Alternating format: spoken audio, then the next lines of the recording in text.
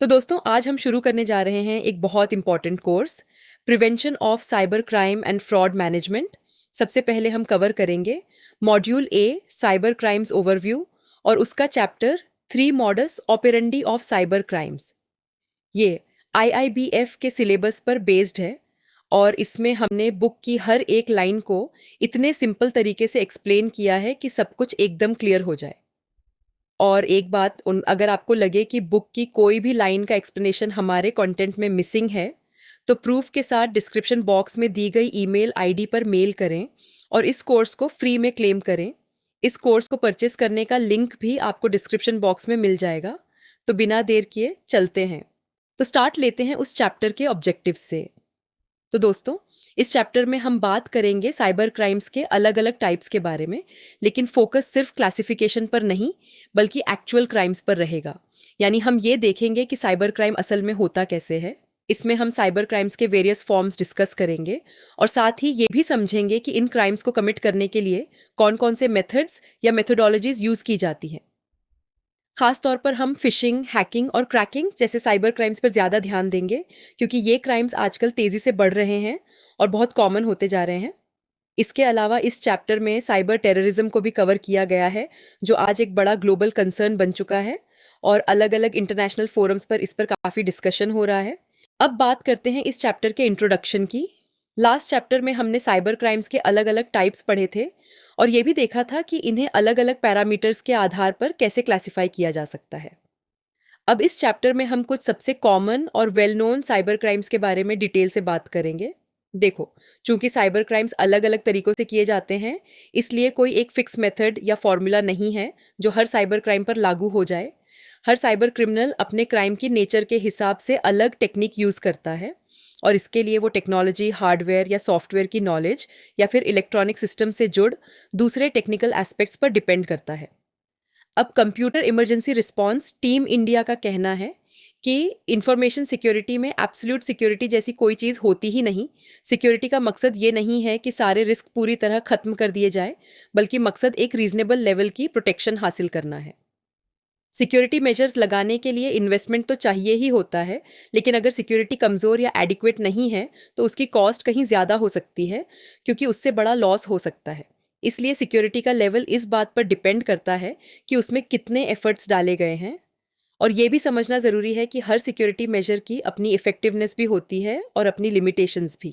और physical crimes की तरह साइबर क्राइम्स में फिजिकल फोर्स यूज़ नहीं होती, बल्कि इसमें टेक्नोलॉजी और टेक्निकल नॉलेज का यूज़ होता है। अब चूंकि ह्यूमन थिंकिंग को समझना मुश्किल होता है, यानी वो इनडिसाइफरेबल और इंस्क्रूटेबल होती है, और टेक्निकल स्किल्स भी हर इंसान की अलग अलग होती है, इसलिए साइबर क्राइम्स में यूज़ होने वाले मेथड्स भी काफ़ी डाइवर्स होते हैं और कभी कभी इन्हें समझना मुश्किल हो जाता है।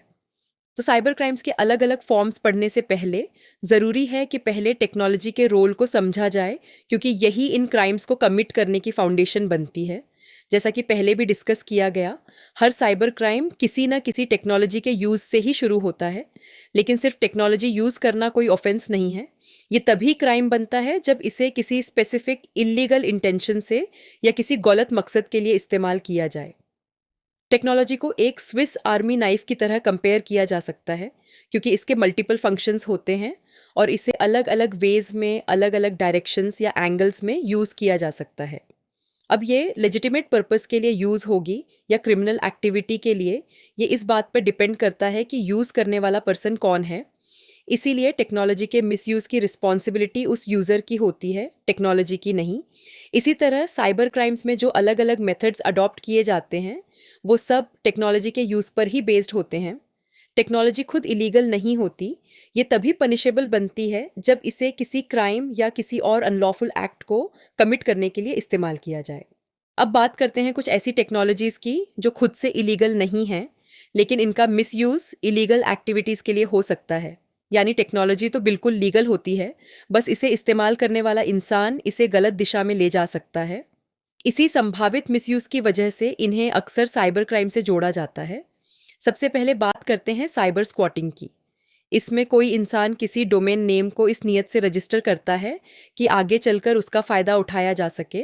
जैसे किसी पॉपुलर ब्रांड या कंपनी के नाम से मिलता जुलता डोमेन रजिस्टर कर लेना, ताकि बाद में उसे उस कंपनी को महंगे दाम में बेचा जाए या उससे कोई और फ़ायदा उठाया जाए। यानी शुरुआत में डोमेन रजिस्टर करना कोई क्राइम नहीं है, लेकिन जिस नीयत से किया जाता है वही इसे इलीगल या अनऑथराइज्ड बना देती है। इसके बाद समझते हैं क्रिप्टोग्राफी को। ये एक ऐसी टेक्नोलॉजी है जिसमें किसी इंफॉर्मेशन को इस तरह बदल दिया जाता है कि सिर्फ वही इंसान उसे पढ़ पाए जिसके पास सही की हो। इसका मुख्य मकसद होता है डेटा को प्रोटेक्ट करना और सिक्योरिटी को मजबूत बनाना। लेकिन यही टेक्नोलॉजी जब क्रिमिनल्स के हाथ में जाती है तो वो अपने इलीगल मैसेजेस या डेटा को इसी तरह छुपा सकते हैं ताकि कोई और उसे समझ ना पाए। अब बात करते हैं स्टिगानोग्राफी की। ये क्रिप्टोग्राफी से थोड़ा अलग है।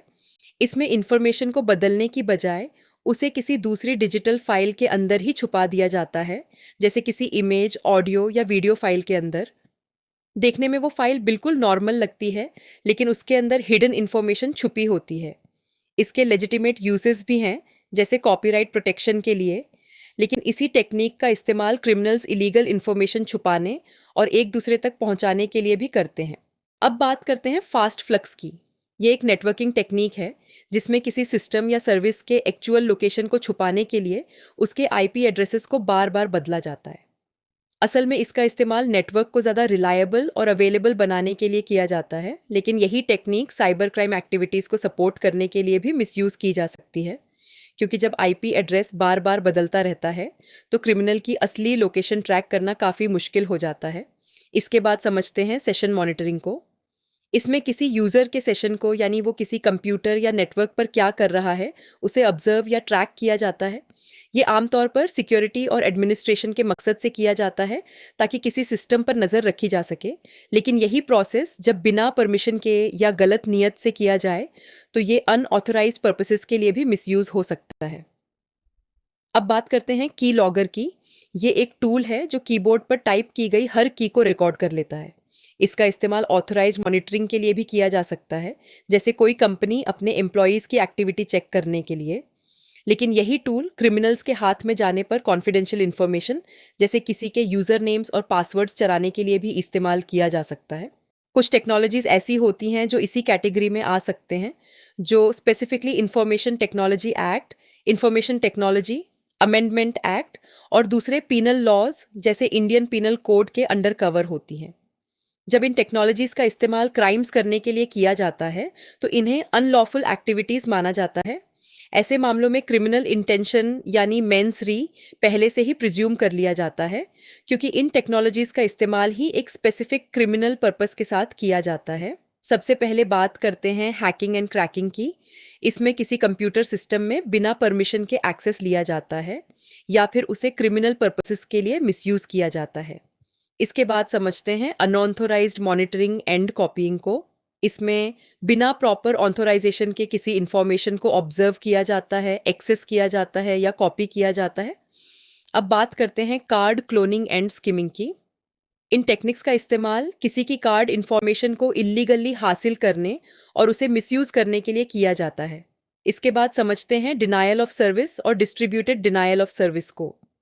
ये ऐसी टेक्निक्स हैं जिनका इस्तेमाल किसी कंप्यूटर सिस्टम या नेटवर्क के नॉर्मल फंक्शनिंग को डिसरप्ट करने या रोकने के लिए किया जाता है। अब बात करते हैं इंटरनेट प्रोटोकॉल स्पूफिंग और ईमेल स्पूफिंग की। इन टेक्निक्स में असली सेंडर या सिस्टम की आइडेंटिटी को छुपाया जाता है। जैसे कोई अटैकर किसी फेक आईपी एड्रेस का इस्तेमाल करके ऐसा दिखाता है जैसे डेटा किसी ट्रस्टेड सिस्टम से आ रहा हो, या फिर किसी फेक ईमेल आइडेंटिटी का इस्तेमाल करके ऐसा जताता है जैसे मेल किसी जेन्युइन या नोन व्यक्ति ने भेजा है। असल में सामने वाले को पता ही नहीं चलता कि मैसेज या डेटा कहाँ से आया है, क्योंकि उसकी असली पहचान पूरी तरह छुपा दी जाती है और इसी वजह से लोग आसानी से धोखा खा जाते हैं। अब तक हमने जितनी भी टेक्नोलॉजीज पढ़ी, denial of service, distributed denial of service, steganography, cryptography, fast flux, Stuxnet, trojans, cyber squatting, internet protocol spoofing, cloning, skimming, email spoofing, scavenging और डंपस्टर डाइविंग, ये सब असल में सिर्फ टूल्स हैं जिन्हें साइबर अटैक्स के लिए इस्तेमाल किया जा सकता है। इनका होना या इस्तेमाल करना खुद में कोई क्राइम नहीं है, लेकिन जिस पल इन्हें किसी गलत मकसद के लिए इस्तेमाल किया जाता है उसी पल ये साइबर क्राइम एक्टिविटीज़ का हिस्सा बन जाती हैं, यानी फर्क टेक्नोलॉजी में नहीं बल्कि उसे इस्तेमाल करने वाले की नीयत में होता है। अब बात करते हैं साइबर क्राइम के वेरियस मेथड्स की। साइबर क्राइम्स आमतौर पर कंप्यूटर नेटवर्क, कीबोर्ड, माउस या दूसरे टेक्नोलॉजिकल डिवाइसेस का इस्तेमाल करके किए जाते हैं। इन सभी मेथड्स में एक कॉमन चीज़ होती है, टेक्नोलॉजी का इस्तेमाल। कई बार तो एक से ज़्यादा कंप्यूटर या कंप्यूटर नेटवर्क भी इन्वॉल्व होते हैं, जिसकी वजह से दूसरे कनेक्टेड सिस्टम्स का कोऑपरेशन भी ज़रूरी हो जाता है। अक्सर ऐसे साइबर क्राइम्स इसीलिए पॉसिबल हो पाते हैं क्योंकि विक्टिम को खुद पता नहीं होता कि उसने कुछ वल्नरेबिलिटीज़ यानी कमज़ोरियाँ पीछे छोड़ दी हैं, जैसे एंटीवायरस का ना होना, फायरवॉल की कमी, मॉनिटरिंग का ठीक से ना होना या फिर सिक्योरिटी कंट्रोल्स का कमज़ोर होना। यही वीकनेसेस साइबर क्रिमिनल्स को अटैक करने का मौका दे देती है। साइबर क्राइम में इस्तेमाल होने वाले हर मेथड के अपने अलग टेक्नोलॉजिकल, लीगल और सोशल इम्प्लीकेशंस होते हैं और इनके रामिफिकेशंस अलग अलग कॉन्सिक्वेंसेस की तरफ ले जा सकते हैं। इसीलिए साइबर क्राइम से निपटने के लिए जो प्रिवेंटिव कंट्रोल्स और डिटेक्टिव कंट्रोल्स चाहिए होते हैं, वो भी साइबर क्राइम की नेचर और उसके इम्प्लीकेशंस कितने सीरियस या क्रिटिकल हैं, इस पर डिपेंड करते हुए अलग अलग होते हैं। अब बात करते हैं साइबर स्टॉकिंग की। इसका मतलब है किसी कंप्यूटर या किसी भी इलेक्ट्रॉनिक मीडियम का इस्तेमाल करके बार बार किसी दूसरे इंसान को परेशान करना, तंग करना या उसे चिढ़ाना। देखा जाए तो हरासमेंट, पीछे पड़ना या नुकसान पैदा करना, ये सब चीज़ें डिजिटल टेक्नोलॉजी आने से बहुत पहले से मौजूद थीं। ऐसे काम कभी बिना किसी खास क्रिमिनल इंटेंशन के भी हो सकते हैं, यानी सिर्फ किसी को तंग करने के लिए, और कभी जानबूझकर हरास करने की नीयत से भी किए जा सकते हैं। ऐसे मामलों में लीगल एक्शन क्या होगा, ये उस हैरेसमेंट के स्वरूप, नीयत और उसकी गंभीरता पर निर्भर करता है। आजकल स्टॉकिंग के पुराने तरीके, जैसे किसी का फिजिकली पीछा करना या सबके सामने बार बार किसी को तंग करना, काफ़ी कम हो गए हैं। इंटरनेट और मोबाइल फ़ोन्स के बढ़ते इस्तेमाल के साथ ये बिहेवियर अब ऑनलाइन वर्ल्ड में बदल गया है और इसे ही आज साइबर स्टॉकिंग कहा जाता है। पहले अक्सर सुनने को मिलता था कि लड़कियों को बस स्टैंड्स या रेलवे स्टेशंस जैसी जगहों पर छेड़ा जाता था या उनका पीछा किया जाता था। लेकिन अब टेक्नोलॉजी, खासकर स्मार्टफोन्स के बढ़ते इस्तेमाल की वजह से स्टॉकिंग करना काफ़ी आसान हो गया है। आज अगर किसी को किसी लड़की का मोबाइल नंबर भी पता हो, तो वो बार बार उसे कॉल कर सकता है, मैसेज कर सकता है या अलग अलग ऑनलाइन प्लेटफॉर्म्स के ज़रिए उससे कांटेक्ट कर सकता है। इससे बिना सामने आए भी किसी को स्टॉक करना आसान हो जाता है। यानी टेक्नोलॉजी के बढ़ने से स्टॉकिंग करने का तरीका पूरी तरह बदल गया है और पुरानी स्टॉकिंग की जगह अब धीरे धीरे साइबर स्टॉकिंग ने ले ली है। साइबर स्टॉकिंग सबसे ज़्यादा मोबाइल फ़ोन्स के ज़रिए किया जाता है और कुछ मामलों में ईमेल्स के थ्रू भी। दरअसल मोबाइल डिवाइसेस में internet browsing, email communication, SMS, text messages और एमएमएस वीडियो क्लिप्स जैसी फैसिलिटीज़ होती हैं, जिसकी वजह से ये डिजिटल कम्युनिकेशन के लिए लगभग कंप्यूटर्स जैसा ही काम करने लगे हैं। और जैसे जैसे मोबाइल डिवाइसेस का इस्तेमाल बढ़ता गया और ये कंप्यूटर्स के साथ साथ कैमरास के भी काम करने लगे, वैसे वैसे इनका दायरा भी उतना ही बढ़ता गया। नतीजतन आज ये साइबर स्टॉकिंग का सबसे बड़ा माध्यम बन चुके हैं। यही वजह है कि साइबर क्रिमिनल्स के लिए मोबाइल डिवाइसेस का इस्तेमाल करके हरासमेंट करना काफ़ी आसान हो गया है और अक्सर वो इसी गलतफहमी में रहते हैं कि उनकी एक्टिविटीज़ को आसानी से ट्रैक नहीं किया जा सकता। अब बात करते हैं इसकी लीगल साइड की। साइबर स्टॉकिंग एक पनिशेबल ऑफेंस है, इसलिए इसे इंडियन पेनल कोड आईपीसी के रेलेवेंट प्रोविजंस के तहत डील किया जा सकता है और ये इस बात पर डिपेंड करता है कि वो एक्ट किस नेचर का है। उदाहरण के लिए सेक्शन 354 के तहत किसी महिला की मॉडेस्टी आउटरेज करने से जुड़े प्रोविजंस लग सकते हैं। वहीं सेक्शन 506 के तहत क्रिमिनल इंटिमिडेशन का केस बन सकता है। इसके अलावा सेक्शन 284 के तहत अब्यूज़ से जुड़े प्रोविजंस भी लग सकते हैं और साथ ही उस पर्टिकुलर स्टेट में लागू कोई स्पेशल लॉ भी लागू हो सकता है जो वहाँ की लेजिस्लेटिव जुरिसडिक्शन के हिसाब से तय होता है। हालांकि साइबर स्टॉकिंग आमतौर पर महिलाओं के खिलाफ ही किया जाता है, फिर भी ज़रूरी नहीं कि इसका निशाना सिर्फ महिलाएं ही हों, क्योंकि कई बार एल्डरली पर्सन्स या मानसिक रूप से कमज़ोर लोग भी इसका शिकार बन सकते हैं और ऐसे मामलों में साइबर स्टॉकिंग के पीछे का पर्पस और मोटिव बिल्कुल अलग हो सकता है। आजकल मोबाइल फ़ोन्स का इस्तेमाल सिर्फ कम्युनिकेशन के लिए ही नहीं, बल्कि डिजिटल पेमेंट्स, फ़ोटोज़ स्टोर करने, फ़ोटोज़ और वीडियोज़ शेयर करने और एक इंटरनेट ऑफ थिंग्स डिवाइस के तौर पर भी बढ़ता जा रहा है, और इसी वजह से मोबाइल डिवाइसेस से जुड़े सिक्योरिटी रिस्क्स भी उतने ही बढ़ गए हैं। अगर एक मोबाइल फ़ोन थोड़ी देर के लिए भी किसी फ्रॉडस्टर के हाथ लग जाए, तो इतना समय भी उसके लिए काफ़ी होता है कि वो उस डिवाइस में मालवेयर यानी मैलिशियस सॉफ्टवेयर इंस्टॉल कर दे, और फिर उस मालवेयर की कैपेबिलिटी के हिसाब से फ्रॉडस्टर को फ़ोटोज़, कॉन्टैक्ट डिटेल्स, मैसेजेस और यहाँ तक कि मोबाइल फ़ोन पर आने वाले वन टाइम पासवर्ड्स तक एक्सेस मिल सकता है। यही वजह है कि अब साइबर स्टॉकिंग को एक माइनर ऑफेंस नहीं समझा जा सकता, क्योंकि इसमें पर्सनल इंफॉर्मेशन तक अनऑथराइज्ड एक्सेस शामिल हो सकता है, और ये आगे चलकर कहीं ज़्यादा गंभीर साइबर क्राइम्स को भी जन्म दे सकता है। इसके अलावा कार्ड ट्रांजैक्शन से जुड़े कुछ ऑफेंसेस भी होते हैं, जैसे कार्ड क्लोनिंग और सिम स्वैप। इन ऑफेंसेस में कार्ड या मोबाइल से जुड़ी इंफॉर्मेशन का गलत मकसद के लिए मिसयूज़ किया जाता है, और इनके बारे में विस्तार से आगे कार्ड फ्रॉड्स वाले चैप्टर में डिस्कस किया जाएगा। अब बात करते हैं डोमेन नेम्स की। एक डोमेन नेम असल में इंटरनेट पर किसी वेबसाइट का एड्रेस होता है, जो उसे किसी कंप्यूटर नेटवर्क पर पहचानने और लोकेट करने में मदद करता है। हर वेबसाइट का एक यूनिक न्यूमेरिकल एड्रेस भी होता है, जिसे इंटरनेट प्रोटोकॉल आईपी एड्रेस कहा जाता है।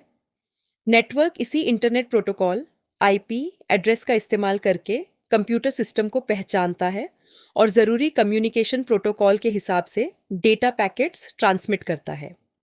एक इंटरनेट प्रोटोकॉल आईपी एड्रेस में आमतौर पर नंबर्स के 4 ग्रुप्स होते हैं जो डॉट्स से अलग होते हैं, जैसे 65.20, 3.100.28। अब चूंकि इन numerical internet protocol IP addresses को याद रखना मुश्किल होता है, इसलिए डोमेन नेम सिस्टम डीएनएस उस वेबसाइट या डेटा होस्ट करने वाले कंप्यूटर सिस्टम को एक सिंपल और मीनिंगफुल नाम दे देता है, जैसे iibf.org। Domain name system DNS एक टेलीफोन डायरेक्टरी की तरह काम करता है, जो आसानी से याद रहने वाले डोमेन नेम्स को उनके corresponding internet protocol IP addresses से जोड़ देता है, जिससे यूजर्स के लिए वेबसाइट्स तक पहुंचना आसान हो जाता है। इसके साथ ही बात करें internet corporation for assigned names and numbers ICANN की, तो ये यूनाइटेड स्टेट्स यूएस आधारित एक non profit private sector organization है, जो internet protocol IP address space को मैनेज करने की जिम्मेदारी संभालती है। ये इंटरनेट डोमेन नेम्स के मेंटेनेंस और एडमिनिस्ट्रेशन को कोऑर्डिनेट करती है, ताकि domain name system DNS smoothly और एफिशिएंटली काम कर सके। इसके अलावा internet corporation for assigned names and numbers ICANN domain name system DNS के इंटरनेशनलाइजेशन के लिए पॉलिसीज़ भी डेवलप करती है, जिसमें रीजनल इंटरनेट रजिस्ट्रीज़ को internet protocol IP address blocks allocate करना भी शामिल है। साथ ही ये इंटरनेट की ऑपरेशनल स्टेबिलिटी बनाए रखने का भी काम करती है, और इंटरनेट के लेजिटिमेट यूजर्स के बीच फेयर कंपटीशन को बढ़ावा देती है। इंडिया में .in एक country code top level domain CCTLD है, जो इंडिया से जुड़ी वेबसाइट्स को पहचानने के काम आता है। 2004 में गवर्नमेंट ऑफ इंडिया ने IN रजिस्ट्री को ऑपरेट करने की जिम्मेदारी national internet exchange of India NIXI को सौंप दी थी। National internet exchange of India एक नॉन प्रॉफिट ऑर्गेनाइजेशन है, जो शुरुआत में कंपनीज एक्ट 1956 के तहत सेक्शन 25 कंपनी की तरह इनकॉर्पोरेट हुई थी, और अब कंपनीज एक्ट 2013 के तहत सेक्शन 8 कंपनी के रूप में रजिस्टर्ड है। इसका मेन ऑब्जेक्टिव यही है कि देश में इंटरनेट सर्विसेज को बेहतर बनाया जाए और एक न्यूट्रल प्लेटफॉर्म प्रोवाइड किया जाए, जहां इंडिया के इंटरनेट सर्विस प्रोवाइडर्स ISPs आपस में इंटरकनेक्ट कर सकें। इन रजिस्ट्री उन पॉलिसीज़ को इम्प्लीमेंट करती है जो department of electronics and information technology, ministry of communications and information technology, government of India द्वारा जारी की जाती है। साथ ही ये अपने एक्रेडिटेड रजिस्टर्स के जरिए डोमेन नेम्स की रजिस्ट्रेशन में भी मदद करती है। अब बात करें गवर्नमेंट डिपार्टमेंट्स, मिनिस्ट्रीज और दूसरे गवर्नमेंट ऑफिसेस की, तो इनके ऑफिशियल डोमेन नेम के लिए .gov.in डोमेन यूज होता है। National informatics centre NIC, central government offices, union territories, state governments, district offices, block offices और दूसरे गवर्नमेंट डिपार्टमेंट्स को इंटरनेट डोमेन नेम्स प्रोवाइड करता है। गवर्नमेंट वेबसाइट्स को उनके रिस्पेक्टिव स्टेट नेम के साथ .gov.in लगाकर पहचाना जाता है। जैसे तमिलनाडु के गवर्नमेंट डिपार्टमेंट्स tn.gov.in यूज़ करते हैं, जबकि महाराष्ट्र के डिपार्टमेंट्स महाराष्ट्र.gov.in यूज़ करते हैं। ईमेल कम्युनिकेशन के लिए सिंबल से पहले डिपार्टमेंट या सेक्शन का नाम आता है और उसके बाद गवर्नमेंट डोमेन नेम आता है। इसी तरह mail.tn.gov.in मेल सर्वर को रिप्रेजेंट करता है, जबकि support@tn.gov.in गवर्नमेंट डोमेन का इस्तेमाल करने वाले एक ऑफिशियल ईमेल एड्रेस का एग्जाम्पल है। एग्जाम्पल के लिए iibf.org। इस डोमेन नेम में IIBF वो यूनिक डोमेन नेम है जो ऑनर ने वेबसाइट को पहचानने के लिए चुना है और ये Indian institute of banking and finance को रिप्रेजेंट करता है। वहीं .org एक्सटेंशन बताता है कि ये किस टाइप का सब लेवल डोमेन है और ये इंडिकेट करता है कि ये वेबसाइट किसी ऑर्गेनाइजेशन की है। इसी तरह .in एक्सटेंशन इंडिया को रिप्रेजेंट करता है और ये दिखाता है कि ये डोमेन नेम इंडिया के country code top level domain CCTLD के अंडर रजिस्टर्ड है। कुछ और country code top level domains CCTLD की बात करें तो United states of America USA के लिए .US, यूनाइटेड किंगडम UK के लिए .UK और सिंगापुर के लिए .SG यूज़ होता है। ये सारे एक्सटेंशंस ये पहचानने में मदद करते हैं कि डोमेन नेम किस कंट्री से जुड़ा हुआ है। इसके अलावा भी कई और डोमेन एक्सटेंशंस होते हैं जो किसी वेबसाइट के पर्पस या कैटेगरी को दिखाते हैं। जैसे .com आमतौर पर कमर्शियल वेबसाइट्स के लिए यूज़ होता है, .edu एजुकेशनल इंस्टीट्यूशंस को रिप्रेजेंट करता है, .co ज़्यादातर कंपनीज से जुड़ा होता है और .mil मिलिट्री ऑर्गेनाइजेशंस के लिए यूज़ होता है। ये डोमेन एक्सटेंशंस यूजर्स को ये समझने में मदद करते हैं कि किसी वेबसाइट की जनरल नेचर या पर्पस क्या है। साथ ही इंटरनेशनलाइज्ड डोमेन नेम्स ऐसे डोमेन नेम्स होते हैं जिनमें सिर्फ स्टैंडर्ड ASCII कैरेक्टर्स यानी इंग्लिश वाले कैरेक्टर्स इस्तेमाल नहीं होते, बल्कि इंडियन और दूसरी लोकल भाषाओं के कैरेक्टर्स भी इस्तेमाल किए जाते हैं। .in registry non ASCII scripts वाले लेटर्स और कैरेक्टर्स से बने डोमेन नेम्स की रजिस्ट्रेशन को सपोर्ट करती है, जिससे वेबसाइट्स इंडियन भाषाओं में भी बनाई जा सकती हैं। चूंकि इंडिया एक मल्टीलिंगुअल देश है, इसलिए domain name registration 7 authorised Indian भाषाओं में उपलब्ध है। रीजनल भाषाओं के इस्तेमाल को बढ़ावा देने के लिए और इंटरनेट को पूरी तरह इंग्लिश भाषा पर निर्भर किए बिना ज़्यादा यूज़र फ्रेंडली बनाने के लिए national internet exchange of India NIXI अलग अलग इंडियन भाषाओं में इंटरनेशनलाइज्ड डोमेन नेम्स IIDNs की रजिस्ट्रेशन की अनुमति देता है। जैसे जैसे डोमेन नेम्स का इस्तेमाल बढ़ता जा रहा है, वैसे वैसे इनसे जुड़े क्राइम्स भी बढ़ते जा रहे हैं। इनमें सबसे कॉमन क्राइम है नकली वेबसाइट बनाना, जिसे आमतौर पर फिशिंग साइट कहा जाता है। इस तरह के क्राइम में साइबर क्रिमिनल एक ऐसी वेबसाइट बनाता है जो ओरिजिनल वेबसाइट से काफ़ी मिलती जुलती होती है, जैसे किसी बैंक की वेबसाइट, ताकि वो असली लगे। इसके बाद विक्टिम को इस नकली वेबसाइट पर जाने के लिए राजी किया जाता है और वहाँ यूज़र नेम और पासवर्ड जैसी कॉन्फिडेंशियल जानकारी डालने के लिए कहा जाता है। जैसे ही विक्टिम ये क्रेडेंशियल्स डालता है, साइबर क्रिमिनल को वो कॉन्फिडेंशियल जानकारी मिल जाती है, जिसे वो आगे गलत मकसद के लिए मिसयूज़ कर सकता है। फिशिंग के बारे में इस चैप्टर में आगे विस्तार से बताया जाएगा। अब बात करते हैं साइबर स्क्वैटिंग की। इस पर अक्सर एक डिबेट रहती है कि क्या साइबर स्क्वैटिंग को खुद में एक साइबर क्राइम माना जाना चाहिए या नहीं। दरअसल स्क्वैटिंग शब्द का मतलब है किसी जगह पर कब्जा करना या उस पर कब्जा जमाना। इसी तरह साइबर वर्ल्ड में साइबर स्क्वॉटिंग का मतलब है किसी इंटरनेट डोमेन नेम को इस नियत से रजिस्टर या इस्तेमाल करना कि किसी दूसरे व्यक्ति के बिजनेस नेम या ट्रेडमार्क का फ़ायदा उठाया जा सके। यानी ज़्यादातर मामलों में साइबर स्क्वॉटिंग में डोमेन नेम को गलत नियत से रजिस्टर किया जाता है ताकि किसी और की बिजनेस पहचान या ट्रेडमार्क से फ़ायदा उठाया जा सके। अब अगर देखा जाए यूनाइटेड स्टेट्स की, तो वहाँ साइबर स्क्वॉटिंग को खास तौर पर एक ऑफेंस माना जाता है, क्योंकि इसमें कोई internet domain name bad faith के साथ रजिस्टर या इस्तेमाल किया जाता है ताकि किसी दूसरे के बिजनेस या ट्रेडमार्क से प्रॉफिट कमाया जा सके। वहीं दूसरी तरफ इंडिया में साइबर स्क्वॉटिंग शब्द को इंफॉर्मेशन टेक्नोलॉजी एक्ट या दूसरे कानूनों में खास तौर पर डिफाइन नहीं किया गया है।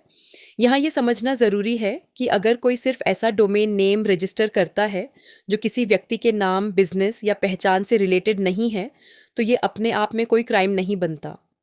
लेकिन अगर उस डोमेन नेम को बैड फेथ से रजिस्टर या इस्तेमाल किया जाता है ताकि कोई अनलॉफुल फ़ायदा लिया जा सके, या लोगों को ये यकीन दिलाया जाए कि वो व्यक्ति किसी बिजनेस या ट्रेडमार्क का जेन्युइन ओनर है जबकि असल में वो नहीं है, तो यही एक्ट एक साइबर क्राइम बन जाता है। साइबर स्क्वैटिंग असल में ट्रेडमार्क को इन्फ्रीज करने का एक कॉमन तरीका है जिसमें किसी एग्जिस्टिंग कंपनी या उसके ट्रेडमार्क से जुड़ा डोमेन नेम रजिस्टर कर लिया जाता है। कई मामलों में इंडिविजुअल्स या ऑर्गेनाइजेशंस ऐसे डोमेन नेम्स जेन्युइन ओनर से पहले ही रजिस्टर कर लेते हैं। इसकी वजह से असली कंपनी को मजबूरन उस रजिस्टर्ड डोमेन ओनर के पास जाना पड़ता है ताकि वो डोमेन नेम हासिल कर सके। जिसने भी वो डोमेन नेम रजिस्टर किया होता है वो फिर उसे ट्रांसफ़र करने के बदले एक एग्जॉर्बिटेंट अमाउंट यानी बहुत ज़्यादा पैसे की मांग कर सकता है। कभी कभी कोई व्यक्ति जानबूझकर पहले ही अंदाज़ा लगाकर एक डोमेन नेम रजिस्टर कर लेता है, ये सोचकर कि आगे चलकर उस नाम की कोई कंपनी बन सकती है और उस डोमेन नेम की डिमांड बढ़ेगी। ऐसे में वो डोमेन नेम सिर्फ इसीलिए रखा जाता है ताकि बाद में उसे भारी कीमत पर बेचा जा सके और इस तरह अनलॉफुल फ़ायदा कमाया जा सके। इसके साथ ही साइबर स्क्वॉटिंग से जुड़े केसेस में कोर्ट्स हर केस के फैक्ट्स और सर्कमस्टांसेस को ध्यान से देखते हैं ताकि ये पता लगाया जा सके कि वो डोमेन नेम मालाफीड इंटेंशन के साथ रजिस्टर किया गया था, यानी किसी डिसऑनेस्ट या बैड फेथ मोटिव के साथ। फैसला इस बात पर डिपेंड करता है कि रजिस्ट्रेशन अनलॉफुल फ़ायदा हासिल करने या दूसरों को गुमराह करने की नीयत से की गई थी या नहीं। कोर्ट्स ने यह भी माना है कि एक डोमेन नेम में भी वही डिस्टिंग्विशिंग फीचर्स हो सकते हैं जो एक ट्रेडमार्क में होते हैं। इसीलिए जब केस के फैक्ट्स इस जस्टिफाई करते हैं तो एक डोमेन नेम को भी ट्रेडमार्क्स एक्ट के तहत उसी तरह लीगल प्रोटेक्शन मिल सकता है जैसे किसी ट्रेडमार्क को मिलती है। साइबर स्क्वैटिंग को समझने के लिए एक बेहतरीन एग्जाम्पल है टाइम्स इंटरनेट लिमिटेड और messrs time broadband services private limited के बीच का केस। हुआ यूं कि टाइम्स इंटरनेट लिमिटेड ईयर 2000 से ही अपने ई कॉमर्स बिजनेस के लिए indiatimes.com डोमेन नेम इस्तेमाल कर रही थी और मार्केट में इसकी अच्छी खासी पहचान बन चुकी थी। फिर 2005 में एक नई कंपनी इनकॉर्पोरेट हुई, messrs time broadband services private limited, और इसने टाइम ब्रॉडबैंड इंडिया .com नाम से एक डोमेन रजिस्टर कर लिया जो सुनने में और दिखने में indiatimes.com से इतना मिलता जुलता था कि इसे डिसेप्टिवली सिमिलर यानी जानबूझकर धोखा देने वाला सिमिलर डोमेन माना गया। कोर्ट ने इस मामले में साफ कहा कि इंडिया टाइम्स शब्द पर टाइम्स इंटरनेट लिमिटेड का ही एक्सक्लूसिव अधिकार है, यानी सिर्फ वही इसे ट्रेडमार्क की तरह इस्तेमाल कर सकती है।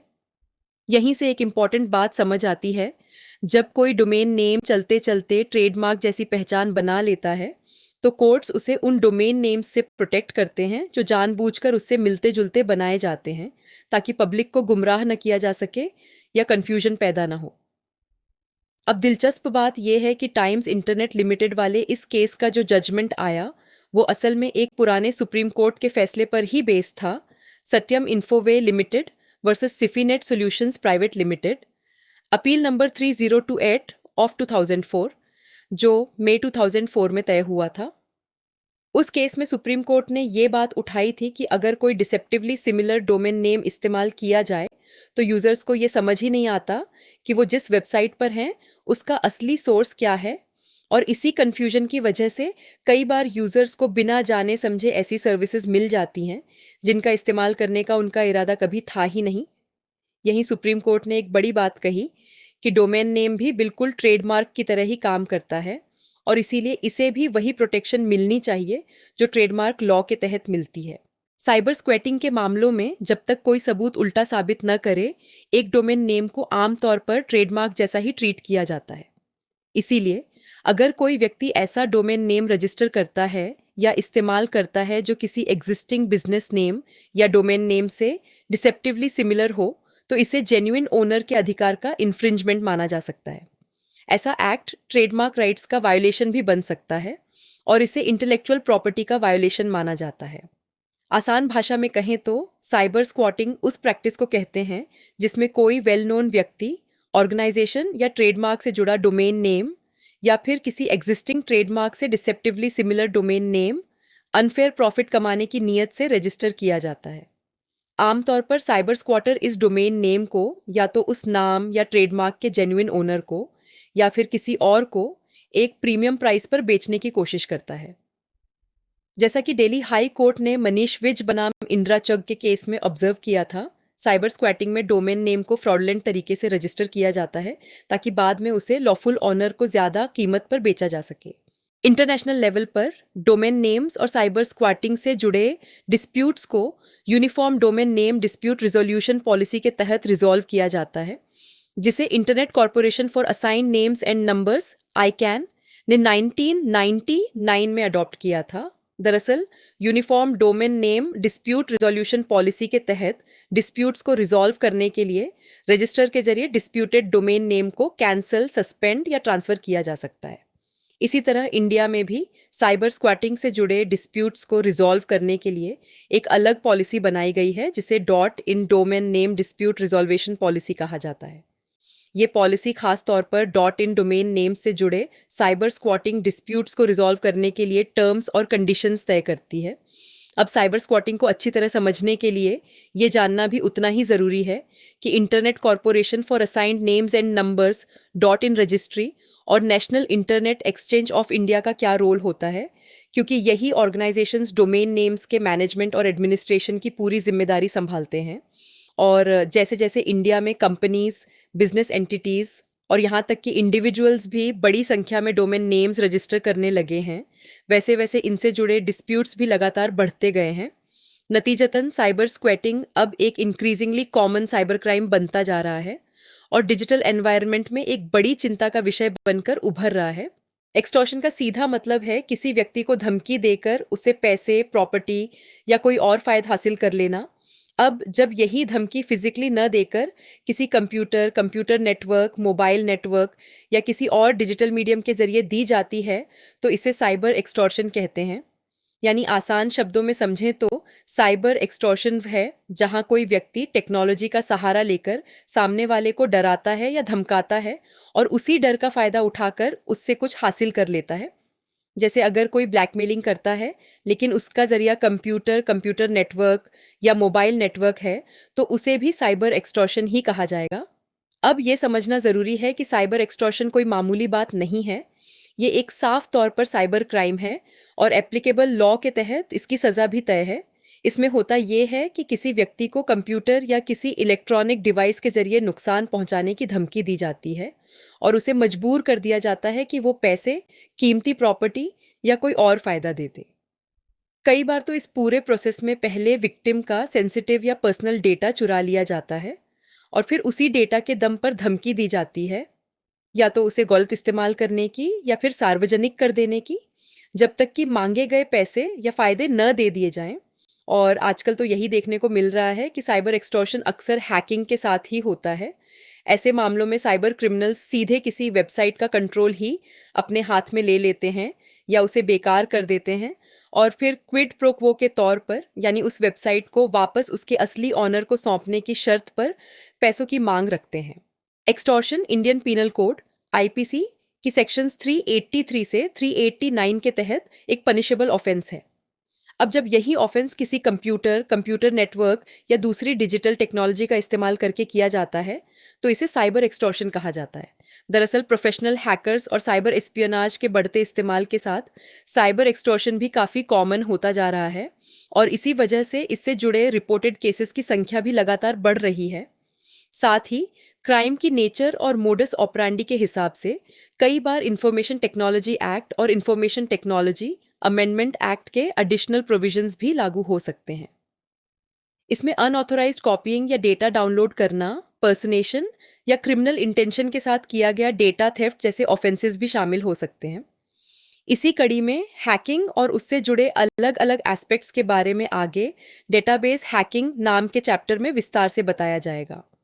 अब अगर मौजूदा ट्रेंड की बात करें तो साइबर एक्सटॉर्शन के केसेस अब सिर्फ कॉरपोरेट ऑर्गेनाइजेशंस तक ही सीमित नहीं रहे, बल्कि इंडिविजुअल लेवल पर भी लगातार बढ़ते जा रहे हैं।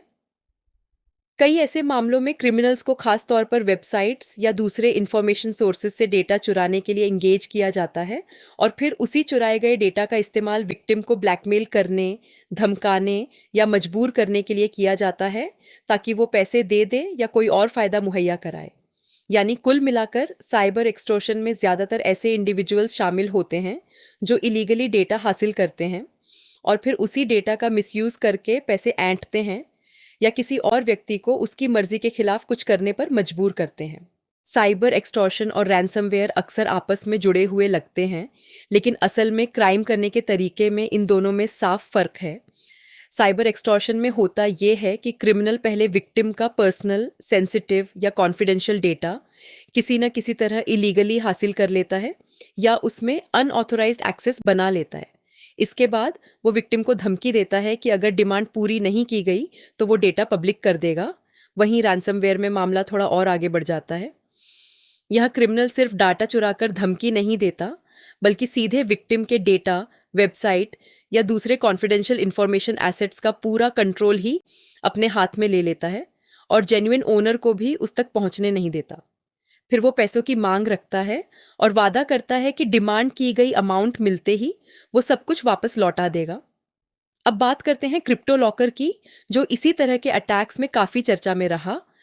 ये एक तरह का मालवेयर है जिसे आमतौर पर एक ट्रोजन के रूप में फैलाया जाता है और इसकी शुरुआत हाल ही में एंड 2013 के आसपास न हुई थी। इसका मेन काम रैंसमवेयर अटैक्स को अंजाम देना है और ये ज़्यादातर ईमेल अटैचमेंट्स के ज़रिए फैलता है। जैसे ही कोई यूज़र उस इन्फेक्टेड अटैचमेंट को खोलता है, मलवेयर एक्टिवेट हो जाता है और अक्सर इसमें एक बॉटनेट प्रोग्राम की मदद ली जाती है ताकि ये और तेज़ी से फैल सके। एक बार एक्टिवेट होने के बाद मालवेयर विक्टिम की पूरी इंफॉर्मेशन का कंट्रोल अपने कब्जे में ले लेता है और स्क्रीन पर एक मैसेज दिखा देता है जिसमें साफ बता दिया जाता है कि डेटा ब्लॉक कर दिया गया है। इसके बाद जेन्युइन ऑनर को तब तक अपनी ही इंफॉर्मेशन एक्सेस करने नहीं दी जाती जब तक वो मांगी गई रैंसम अमाउंट पे नहीं कर देता। और आमतौर पर ये पेमेंट भी सीधे तरीके से नहीं, बल्कि बिटकॉइन या दूसरे ऑनलाइन पेमेंट मेथड्स के जरिए मांगी जाती है ताकि क्रिमिनल को ट्रेस करना मुश्किल हो जाए और पेमेंट मिलने के बाद ही इंफॉर्मेशन की एक्सेस वापस करने का वादा किया जाता है। क्रिप्टो लॉकर आमतौर पर एक एग्जीक्यूटेबल फाइल के तौर पर डिलीवर किया जाता है, लेकिन इसे इस तरह डिस्गाइज किया जाता है कि ये देखने में एक बिल्कुल harmless portable document format PDF file जैसा लगे। यही इसकी सबसे खतरनाक बात है। इसका ये इनोसेंट दिखने वाला रूप ही यूजर्स को इसका असली खतरा पहचानने नहीं देता और वो बिना कुछ समझे उस फाइल को खोल बैठते हैं, यानी अनजाने में ही उसे एग्जीक्यूट कर देते हैं। हालांकि सिक्योरिटी कंपनीज ने क्रिप्टो लॉकर को डिटेक्ट करने और आइसोलेट करने के लिए एंटीवायरस और एंटी मालवेयर टूल्स डेवलप किए, फिर भी मिडल ऑफ 2014 तक ये मालवेयर एक बड़ा खतरा बना रहा, खासकर उन ऑर्गेनाइजेशंस के लिए जिनके पास बड़े कंप्यूटर नेटवर्क्स थे। और तो और कॉरपोरेट एंटिटीज जो अक्सर फाइनेंशियल इंफॉर्मेशन और दूसरा कॉन्फिडेंशियल डेटा आपस में शेयर करती रहती हैं, वो इस तरह के अटैक्स के लिए खास तौर पर वल्नरेबल बनी रहती हैं। अब जानते हैं साइबर चीटिंग के बारे में। चीटिंग शब्द का आमतौर पर मतलब होता है किसी दूसरे व्यक्ति को धोखा देना या गुमराह करना। कुछ देशों में, खासकर यूनाइटेड स्टेट्स में, चीटिंग शब्द अक्सर उस सिचुएशन के लिए इस्तेमाल होता है जब कोई व्यक्ति अपने स्पाउस के प्रति अनफेथफुल होता है और किसी और के साथ रिलेशनशिप में रहता है। लेकिन एक ब्रॉडर लीगल सेंस में चीटिंग सिर्फ पर्सनल रिलेशनशिप्स तक सीमित नहीं है। इसमें फेकिंग, फॉर्जरी या किसी दूसरे व्यक्ति को धोखा देने के लिए किया गया कोई भी डिसऑनेस्ट एक्ट भी शामिल होता है। इंडियन पीनल कोड आईपीसी की सेक्शन 415 के मुताबिक चीटिंग का मतलब है किसी व्यक्ति को धोखा देना और उसे फ्रॉडुलेंटली या डिसऑनेस्टली किसी काम को करने या न करने के लिए इंड्यूस करना जिससे डैमेज या हार्म हो या होने की संभावना हो। ये जो डेफिनेशन दी गई है वो सेक्शन 415 की एग्जैक्ट वर्डिंग नहीं है, बल्कि ये कानून की नज़र में चीटिंग किसे माना जाता है उसका मेन आइडिया समझाती है। और टेक्नोलॉजी के बढ़ते इस्तेमाल के साथ अब चीटिंग सिर्फ फेस टू फेस इंटरैक्शंस तक सीमित नहीं रह गई है। अब ये mobile phones, computers, computer networks या ऑनलाइन कम्युनिकेशन के जरिए भी की जा सकती है। इसीलिए किसी कंप्यूटर, कंप्यूटर नेटवर्क या दूसरे इलेक्ट्रॉनिक डिवाइस की मदद से किया गया कोई भी डिसेप्शन या डिसऑनेस्ट कंडक्ट साइबर चीटिंग माना जाता है। चीटिंग को समझने के लिए 3 चीज़ें ज़रूरी होती हैं: डिसेप्शन यानी धोखा, फ्रॉडुलेंट कॉन्डक्ट और डिसऑनेस्ट इंटेंशन। अब इसी को अगर एग्जाम्पल से समझें तो फॉल्स रिप्रेजेंटेशन करना यानी झूठी बातें बताना, फॉल्स सैंपल्स देना या काउंटर फिटिंग करना, ये सब चीटिंग के आम एग्जाम्पल्स हैं क्योंकि इन सब में एक ही चीज़ कॉमन है, सामने वाले को गुमराह करना। अब साइबर चीटिंग में भी बिल्कुल यही होता है, बस तरीका बदल जाता है। यहाँ वही डिसेप्शन या फ्रॉड किसी computer, computer network, mobile device या दूसरी इलेक्ट्रॉनिक टेक्नोलॉजी की मदद से किया जाता है। और यहाँ एक इम्पॉर्टेंट बात समझनी चाहिए, इंडियन पेनल कोड आईपीसी में चीटिंग के ऑफेंस को पहले से ही साफ तौर पर डिफाइन किया गया है, लेकिन जैसे ही यही ऑफेंस किसी कंप्यूटर या कंप्यूटर नेटवर्क के जरिए किया जाता है, तो ये सिर्फ आईपीसी तक सीमित नहीं रहता, बल्कि इसे इंफॉर्मेशन टेक्नोलॉजी आईटी एक्ट के रेलिवेंट प्रोविजंस के तहत भी एक साइबर क्राइम माना जाने लगता है। इसी संदर्भ में इंफॉर्मेशन टेक्नोलॉजी आईटी एक्ट की सेक्शन 66D खासतौर पर एक ऐसी सिचुएशन से डील करती है जहां कंप्यूटर रिसोर्सेज का इस्तेमाल करके पर्सनेशन के जरिए चीटिंग की जाती है। इस प्रोविजन के मुताबिक अगर कोई व्यक्ति किसी कम्युनिकेशन डिवाइस या कंप्यूटर रिसोर्स का सहारा लेकर पर्सनेशन के जरिए किसी को चीट करता है, तो वो कानूनन एक ऑफेंस कर रहा होता है।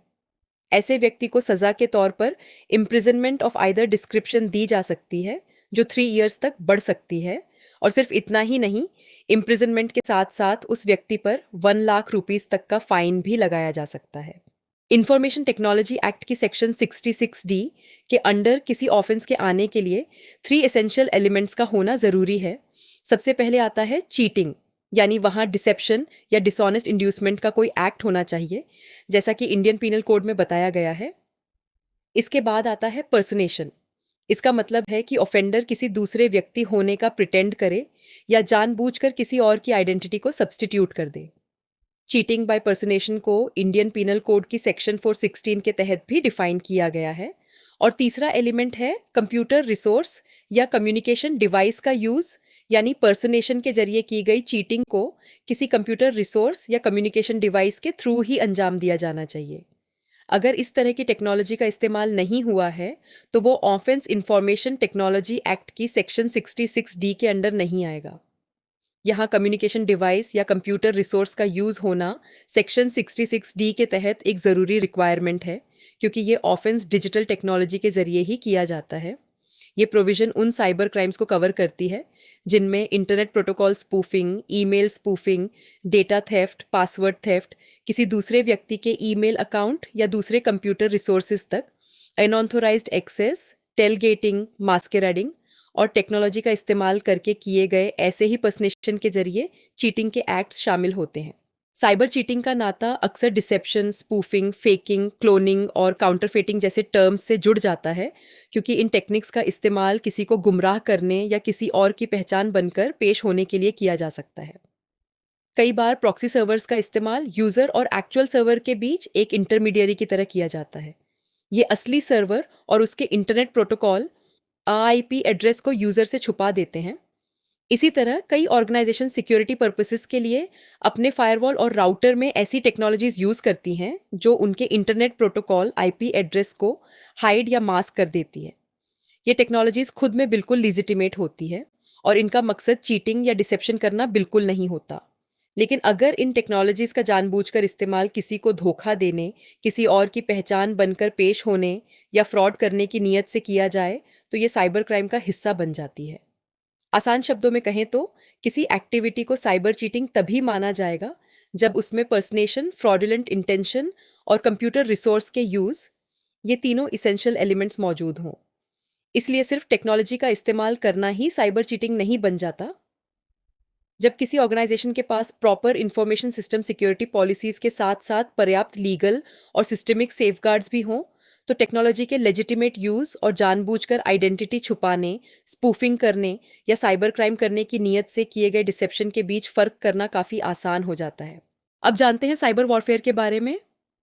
आने वाले समय में वॉर्स के सिर्फ कन्वेंशनल वेपन्स जैसे गन्स और बुलेट्स पर डिपेंड रहने की उम्मीद कम है, बल्कि इनका झुकाव डिजिटल टेक्नोलॉजी की तरफ ज़्यादा बढ़ने वाला है। जैसे जैसे गवर्नमेंट्स, बिजनेसेस और individuals digital payments, digital records और दूसरे इंफॉर्मेशन सिस्टम्स पर ज़्यादा डिपेंड होते जा रहे हैं, वैसे वैसे कॉन्फ्लिक्ट्स में भी साइबर टेक्नोलॉजीज़ की भूमिका बढ़ने की संभावना है। इस तरह के डिजिटल एनवायरनमेंट में साइबर वॉरफेयर का रोल लगातार अहम होता जा रहा है। हाल के इंसिडेंट्स ने पहले ही दिखा दिया है कि साइबर वॉरफेयर अब सिर्फ एक संभावना नहीं, बल्कि एक रियलिटी बन चुका है और मॉडर्न कॉन्फ्लिक्ट्स का एक ज़रूरी हिस्सा बनकर उभर रहा है। इसी बात को अगर हाल के एग्जाम्पल से समझें तो अर्ली 2020s में, खासकर 2023 की सेकेंड हाफ में, ये साफ देखा गया कि मॉडर्न कॉन्फ्लिक्ट्स में कन्वेंशनल मिलिट्री ऑपरेशंस के साथ साथ साइबर वॉरफेयर भी लगातार शामिल होता जा रहा है। रशिया यूक्रेन कॉन्फ्लिक्ट के दौरान दोनों देशों ने अपनी साइबर कैपेबिलिटीज पर काफ़ी हद तक भरोसा किया, जिसमें computer networks, internet of things भी, आईओटी और दूसरी टेक्नोलॉजीज शामिल थीं, ताकि वो अपने फिजिकल डिफेंस सिस्टम्स को सपोर्ट और मजबूत कर सकें।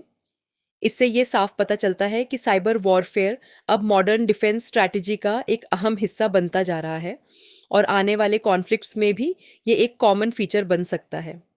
यही वजह है कि अलग अलग देशों को अपनी नेटवर्क, डिजिटल और टेक्नोलॉजिकल कैपेबिलिटीज़ को लगातार मजबूत करते रहना ज़रूरी है, न सिर्फ अपनी इंटरनल सिक्योरिटी को प्रोटेक्ट करने के लिए, बल्कि क्रॉस बॉर्डर डिफेंस और सिक्योरिटी कैपेबिलिटीज़ को भी बेहतर बनाने के लिए।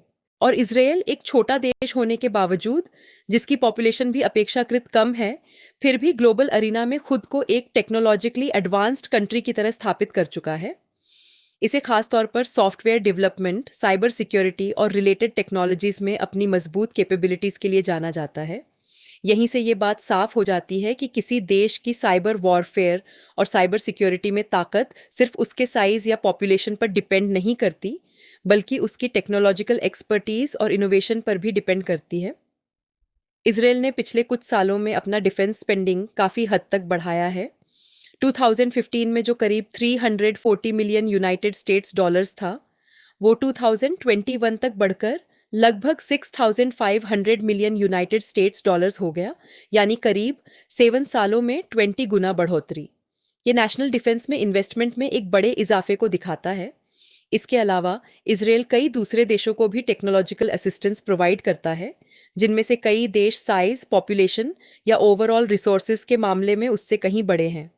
असल में इसकी ताकत इसी बात में है कि ये डिफेंस के लिए इंडिजिनस टूल्स और सॉफ्टवेयर खुद डेवलप कर सकता है, खासकर टेररिस्ट अटैक्स को रोकने और उनका जवाब देने के लिए, जिसमें साइबर टेररिज्म भी शामिल है।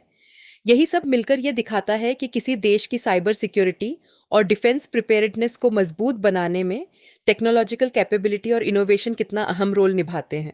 और स्टक्सनेट को आमतौर पर दुनिया का पहला साइबर वेपन माना जाता है और इसे अब तक डेवलप किए गए सबसे सोफिस्टिकेटेड और एडवांस्ड साइबर अटैक टूल्स में से एक माना जाता है। दिलचस्प बात यह है कि हालांकि इसे 2010 में डिस्कवर किया गया था, फिर भी माना जाता है कि इसे सीक्रेटली 2005 जितनी अर्ली से ही डिप्लॉय कर दिया गया था।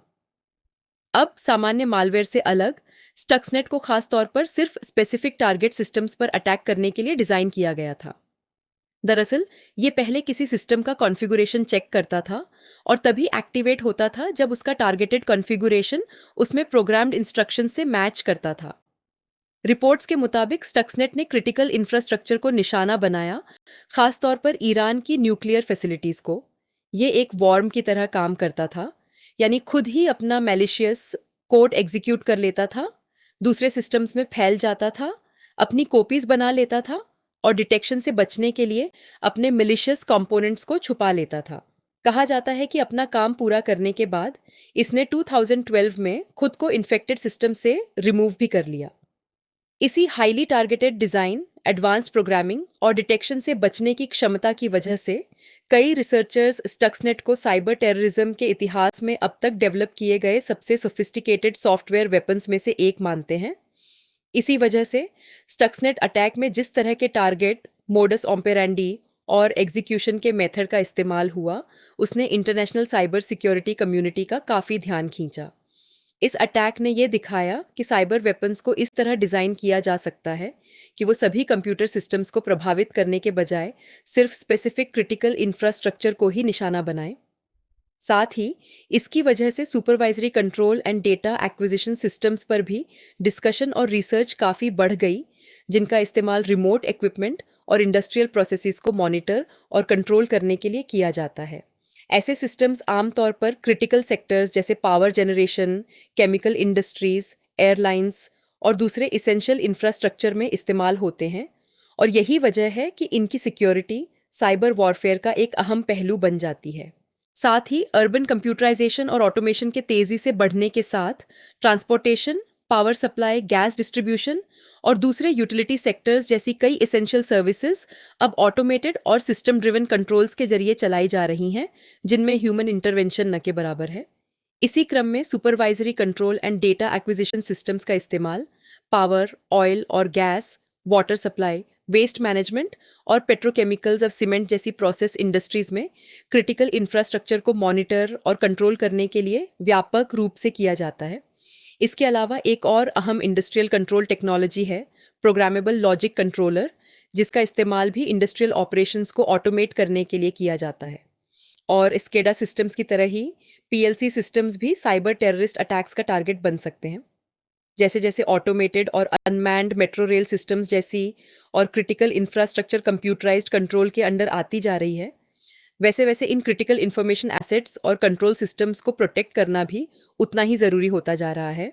आने वाले सालों में ऐसी इंफ्रास्ट्रक्चर की सिक्योरिटी सुनिश्चित करना एक बड़ी चुनौती बना रहेगा। इसी तरह हार्ट ब्लीड और गेम ओवर जो बहुत नई खोजें हैं, जैसे मालवेयर ने भी काफ़ी नुकसान पहुंचाया है, खासतौर पर बैंकिंग सेक्टर और दूसरी फाइनेंशियली क्रिटिकल इंडस्ट्रीज़ में।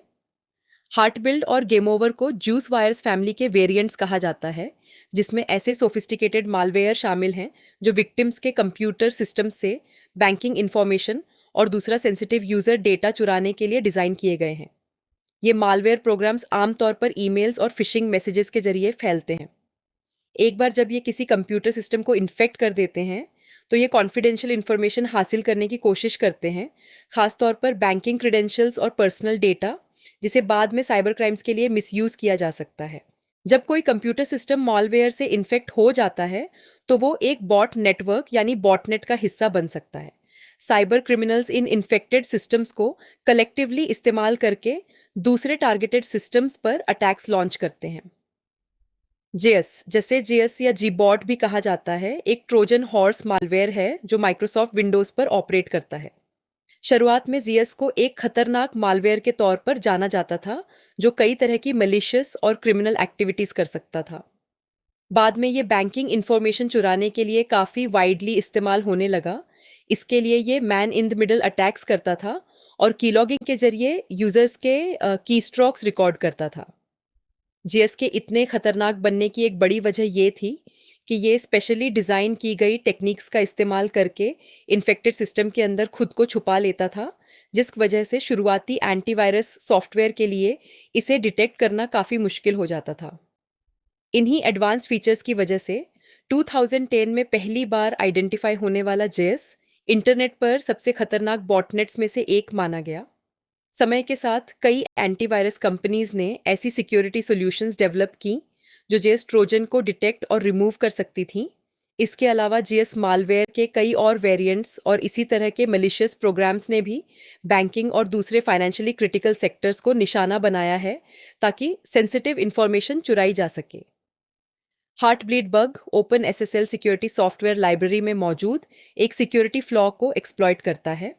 इस वल्नरेबिलिटी का फ़ायदा उठाकर कोई अटैकर सेंसिटिव इंफॉर्मेशन तक एक्सेस पा सकता है, जिसमें पासवर्ड्स और दूसरा कॉन्फिडेंशियल डेटा शामिल है, जो किसी एन्क्रिप्टेड कम्युनिकेशन चैनल के जरिए ट्रांसमिट हो रहा हो।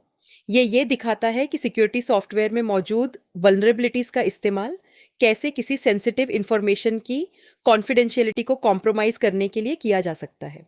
साइबर वॉरफेयर अब इंडिया के लिए एक अहम कंसर्न बन चुका है, क्योंकि देश गवर्नेंस, कॉमर्स और डिफेंस के लिए डिजिटल इंफ्रास्ट्रक्चर और इंटरनेट पर लगातार ज़्यादा डिपेंड होता जा रहा है।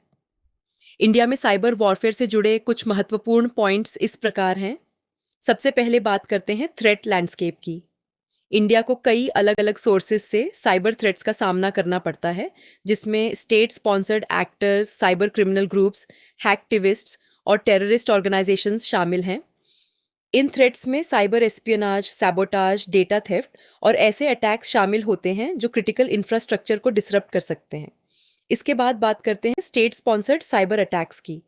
इंडिया भी स्टेट स्पॉन्सर्ड साइबर अटैक्स का टारगेट बन चुका है। कंटेंट के मुताबिक चाइना और पाकिस्तान जैसे पड़ोसी देशों को ऐसे अटैक्स के मुख्य सस्पेक्टेड सोर्सेज माना जाता है। ये अटैक्स मुख्य रूप से government networks, military establishments, critical infrastructure और दूसरे स्ट्रेटेजिक एसेट्स को निशाना बनाते हैं, जो नेशनल सिक्योरिटी के लिए काफ़ी अहम माने जाते हैं। अंत में बात करते हैं रिस्पॉन्स और प्रिपेयर्डनेस की। गवर्नमेंट ऑफ इंडिया ने देश की साइबर सिक्योरिटी को मजबूत बनाने और साइबर अटैक्स का रिस्पॉन्स देने की क्षमता बेहतर करने के लिए कई कदम उठाए हैं। इन मेजर्स में नेशनल साइबर सिक्योरिटी पॉलिसी को लागू करना, नेशनल साइबर कोऑर्डिनेशन सेंटर एनसीसीसी जैसे ऑर्गेनाइजेशंस की स्थापना करना और थ्रेट इंटेलिजेंस शेयर करने व साइबर सिक्योरिटी बेस्ट प्रैक्टिसेस अपनाने के लिए दूसरे देशों और इंटरनेशनल ऑर्गेनाइजेशंस के साथ कोऑपरेशन करना शामिल है। साइबर एस्पियोनेज की बात करें तो इंडिया इसका भी टारगेट बना हुआ है, जिसमें foreign actors defence, technology, government policies और इकोनॉमिक एक्टिविटीज से जुड़ी सेंसिटिव इंफॉर्मेशन तक अनऑथोराइज एक्सेस पाने की कोशिश करते हैं। कंटेंट के मुताबिक ऐसी एक्टिविटीज स्टेट स्पॉन्सर्ड एक्टर्स के साथ साथ नॉन स्टेट एक्टर्स के जरिए भी अंजाम दी जा सकती हैं। आगे बढ़ते हुए बात करते हैं क्रिटिकल इंफ्रास्ट्रक्चर प्रोटेक्शन की। साइबर थ्रेट्स से क्रिटिकल इंफ्रास्ट्रक्चर को बचाना इंडिया की सबसे बड़ी प्रायोरिटीज़ में से एक है, जिसमें पावर, ट्रांसपोर्टेशन, फाइनेंस, टेलीकम्युनिकेशंस और हेल्थ केयर जैसे अहम सेक्टर्स शामिल हैं। गवर्नमेंट इन सेक्टर्स की सिक्योरिटी को रेगुलेशंस, सिक्योरिटी स्टैंडर्ड्स और टेक्नोलॉजी स्किल्ड ह्यूमन रिसोर्सेज में इन्वेस्टमेंट के जरिए लगातार मजबूत कर रही है। और अब पब्लिक अवेयरनेस और कैपेसिटी बिल्डिंग पर नज़र डालें तो इंडिया ये अच्छी तरह समझता है कि साइबर सिक्योरिटी रिस्क्स और सेफ ऑनलाइन प्रैक्टिसेस को लेकर लोगों में जागरूकता बढ़ाना कितना ज़रूरी है।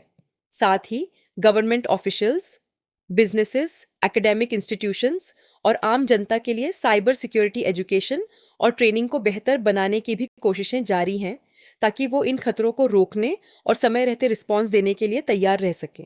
आखिर में बात करते हैं इंटरनेशनल कोऑपरेशन की। इंडिया साइबर थ्रेट से निपटने के लिए दूसरे देशों के साथ सक्रिय रूप से कोऑपरेशन करता है।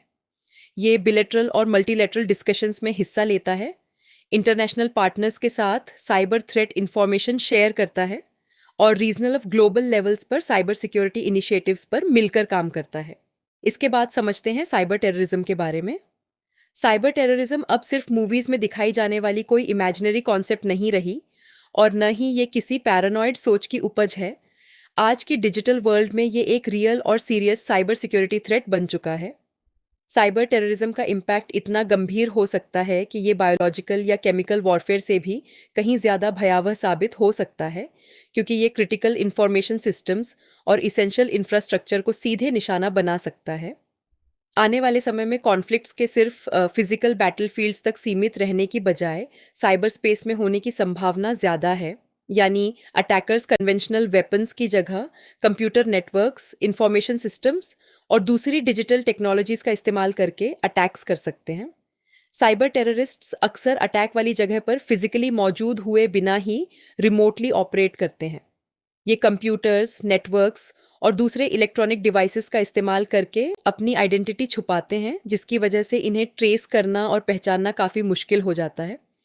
इंफॉर्मेशन टेक्नोलॉजी अमेंडमेंट एक्ट 2008 जो 27 अक्टूबर 2009 को लागू हुआ, खासतौर पर साइबर टेररिज्म के ऑफेंस को एड्रेस करता है।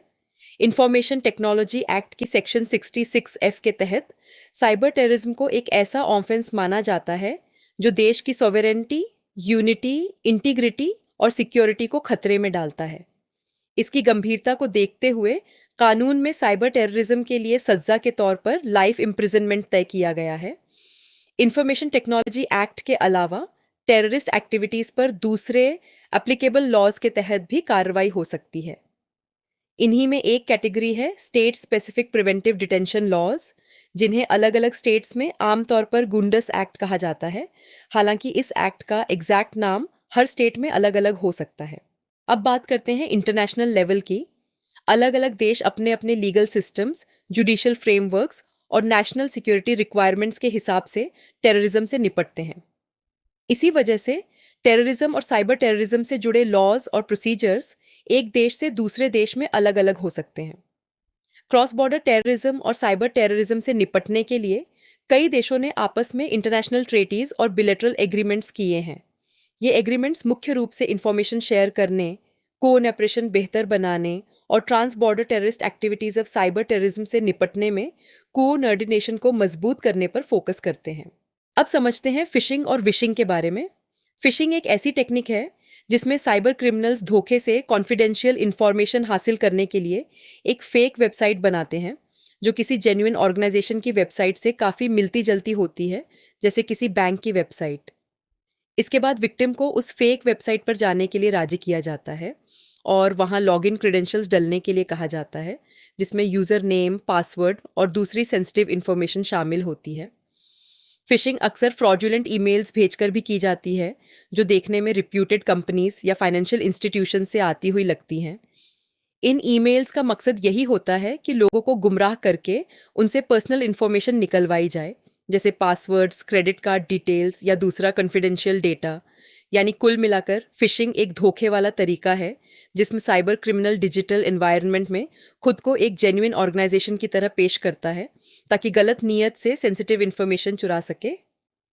बैंकिंग सेक्टर में खासकर इंडिया में फिशिंग को कस्टमर्स और बैंक्स दोनों के लिए सबसे बड़े साइबर सिक्योरिटी थ्रेट्स में से एक माना जाता है। Reserve Bank of India RBI और बैंक समय समय पर कस्टमर्स को ये बताते रहते हैं कि बैंक्स कभी भी ईमेल्स या दूसरे अनएन्क्रिप्टेड कम्युनिकेशन चैनल्स जैसे लॉगिन स्क्रीन्स या ईमेल्स के जरिए कॉन्फिडेंशियल इन्फॉर्मेशन नहीं मांगते। इन वार्निंग्स के बावजूद कई कस्टमर्स ऐसी फेक वेबसाइट्स और फ्रॉडुलेंट नोटिफिकेशंस का शिकार बन जाते हैं, जो असली बैंक्स की वेबसाइट्स या मैसेजेस से काफ़ी मिलती जुलती दिखती हैं। साइबर क्रिमिनल्स अक्सर ये दावा करते हैं कि कस्टमर के अकाउंट डिटेल्स अपडेट करने की ज़रूरत है, या फिर ये चेतावनी देते हैं कि अगर मांगी गई इन्फॉर्मेशन नहीं दी गई तो बैंक अकाउंट इनऑपरेटिव या डिफंक्ट हो जाएगा। इन झूठे मैसेजेस को असली मानकर कस्टमर्स अपनी लॉगिन क्रेडेंशियल्स और दूसरी कॉन्फिडेंशियल इन्फॉर्मेशन उजागर कर देते हैं, जिसे बाद में साइबर क्रिमिनल्स मिसयूज कर लेते हैं।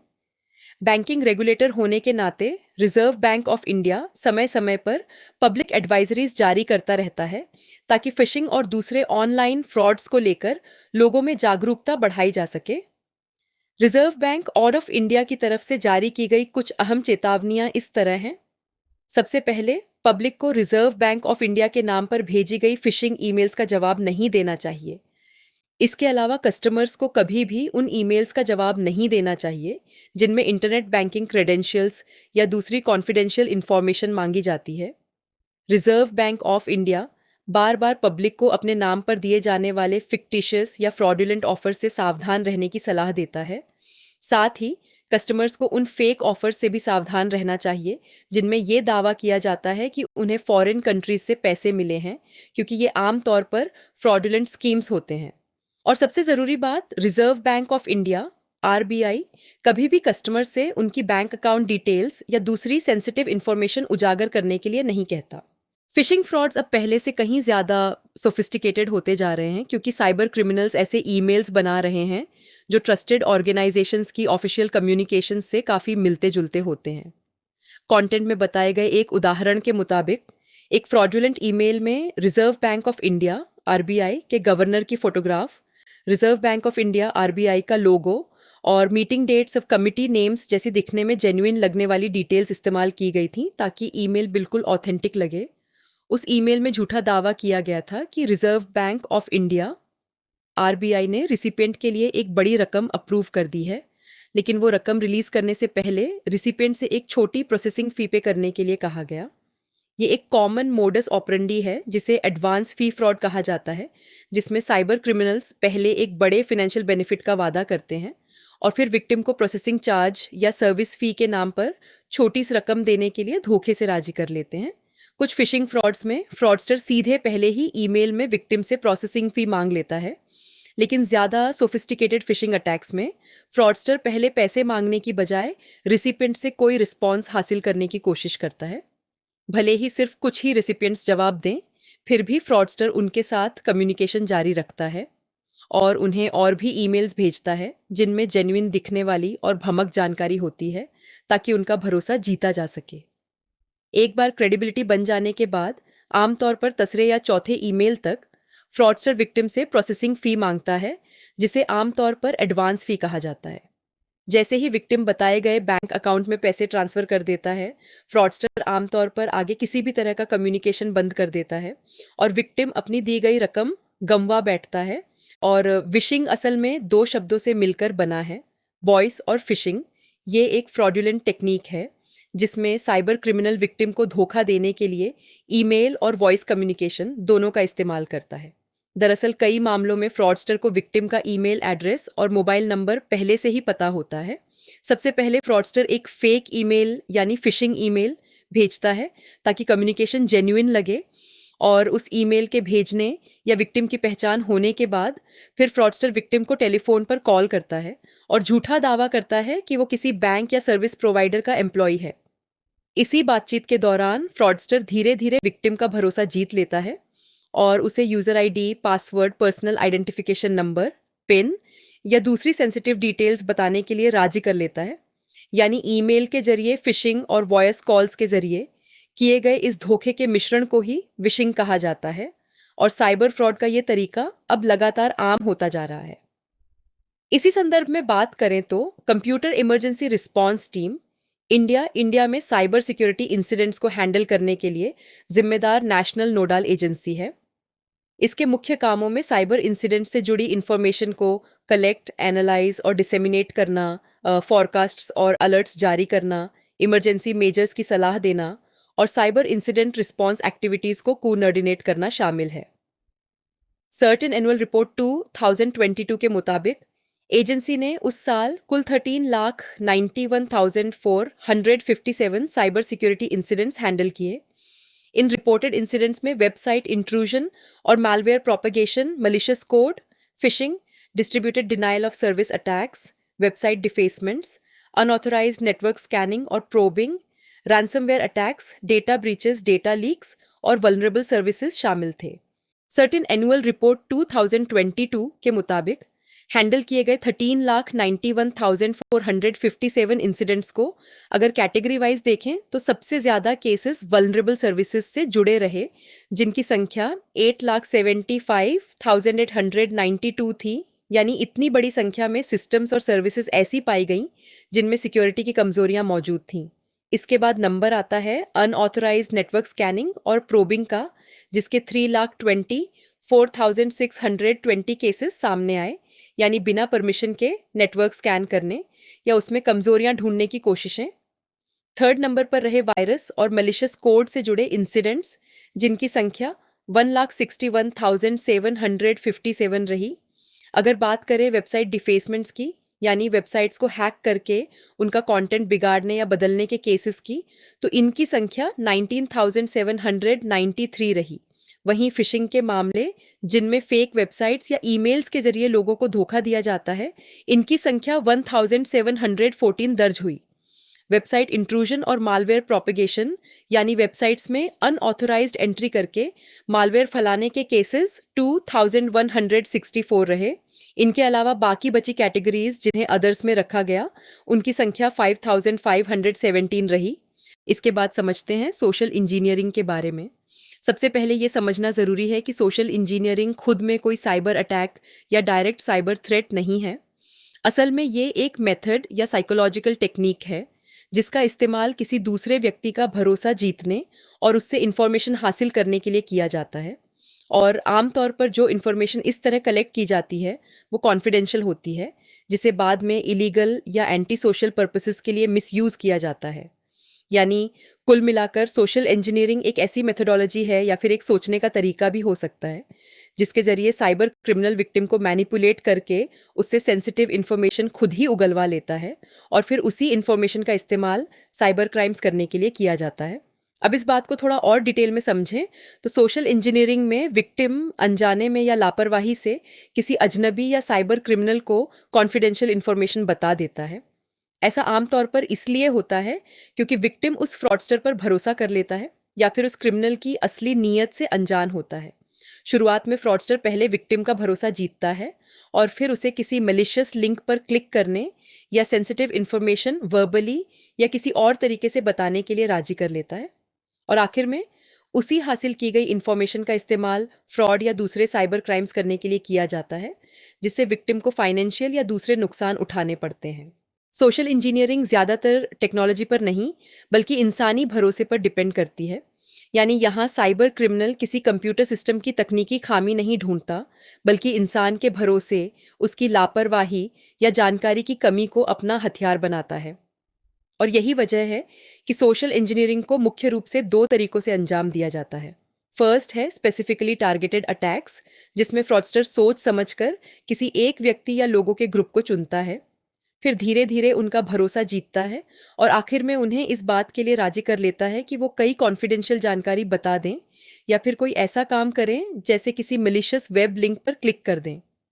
एक बार जब फ्रॉडस्टर को वो जानकारी या मनचाहा एक्शन मिल जाता है तो उसका इस्तेमाल फ्रॉड करने के लिए किया जाता है। सेकंड है रैंडम अटैक्स, जो पहले वाले से बिल्कुल अलग तरीके से काम करता है।